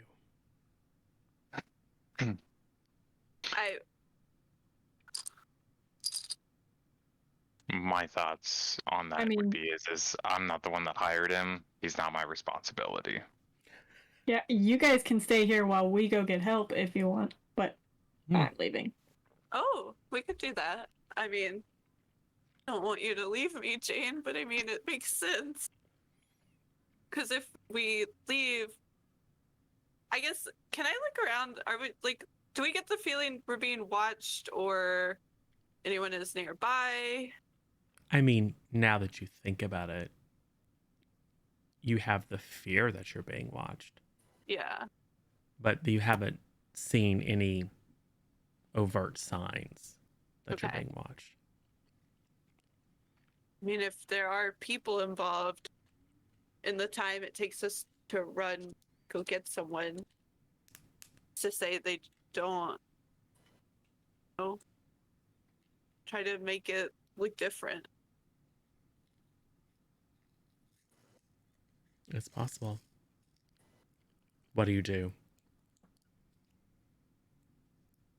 Anna will stay because she's gonna keep taking notes and sketches. But I would like to not stay alone. Oh, I think you should definitely stay by yourself. I mean, the two dudes that are armed, one should stay here and one should go. I say Jack would definitely head back to town. Okay. Yeah. Arson is gonna stay here. Okay. So it sounds like Arson and Anna are staying. Is anyone else staying? Okay. All right. Do you at least leave them their horses? Yeah. Of course. Okay, I cool. mean,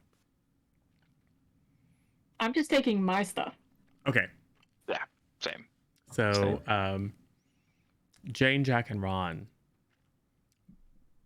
So, I mean, you've packed up the camp, but you probably leave like the heavier stuff there because you know you'll be coming back. And just take your personal stuff and hop on the horses and begin riding at some good speed. These horses aren't great. I mean, they're riding horses, not long distance.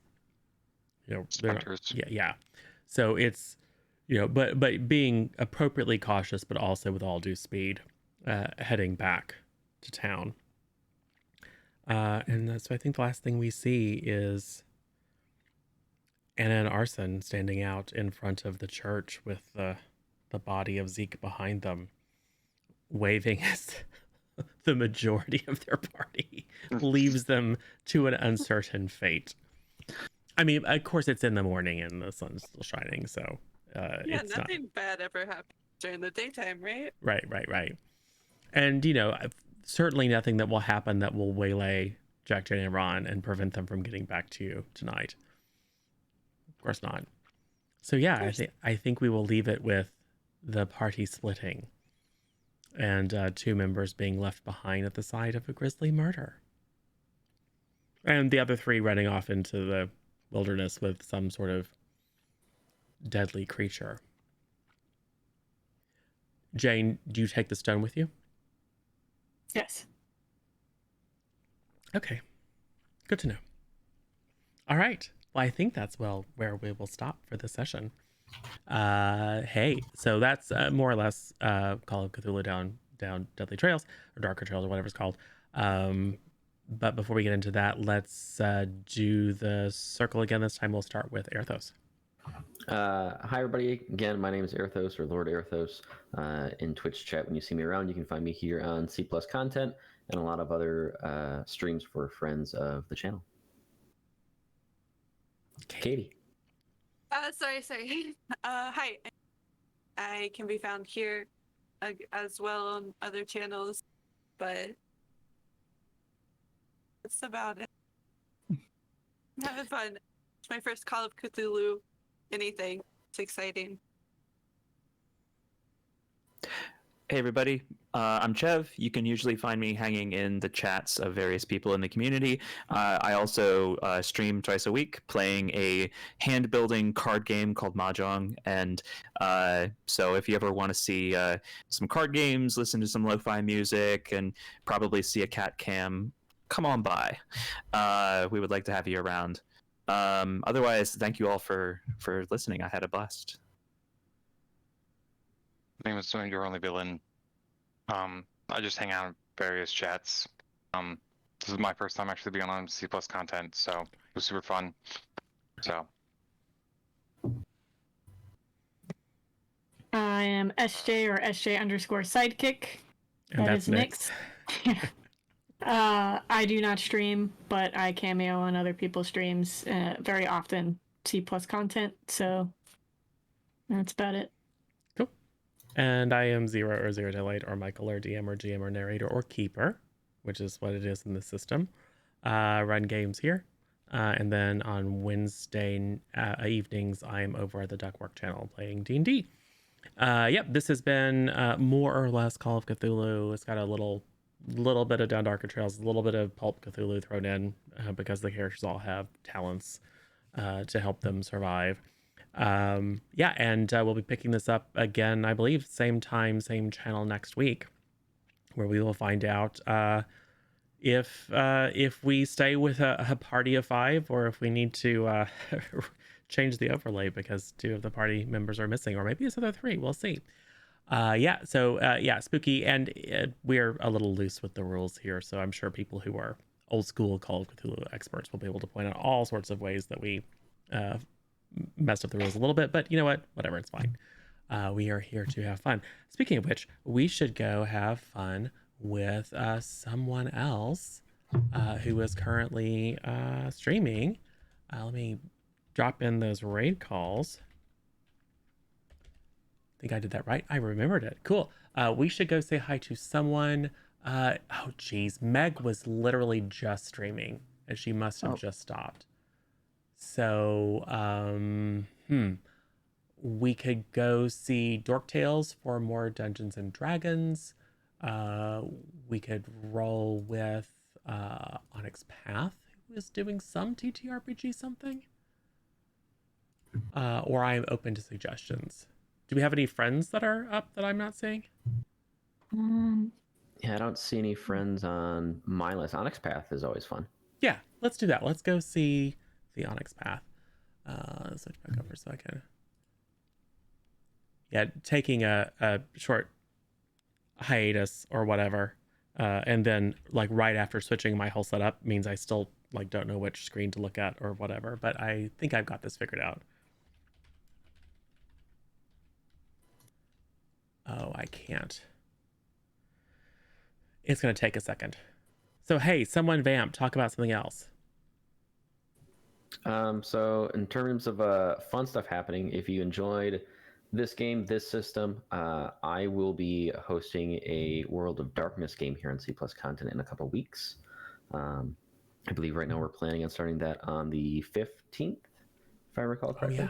Oh, yeah. So that will be a lot of fun, and that'll be another chance for everybody to see Zero not as the narrator, but as a participant, which is always exciting. So Very much something to look forward to.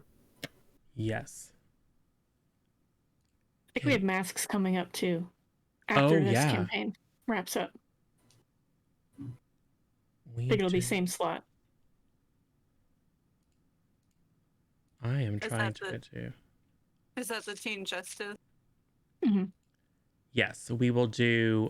We've got Teen Justice, and at some point, I think we're also going to do issue 2 of Fate Brigade. Ooh. Sorry on YouTube later for you. I mean, you guys have already left. Click on to the next video. So with all the updates, I have lost the ability to do chat within OBS, and I can't find it in the docs. So it's going to take me a second to actually log into Twitch as. Can a mod do it? I'm a mod, and I just typed it and it didn't work. Oh. So I've got to change my little. Here we go. Got to change my strategy. Okay.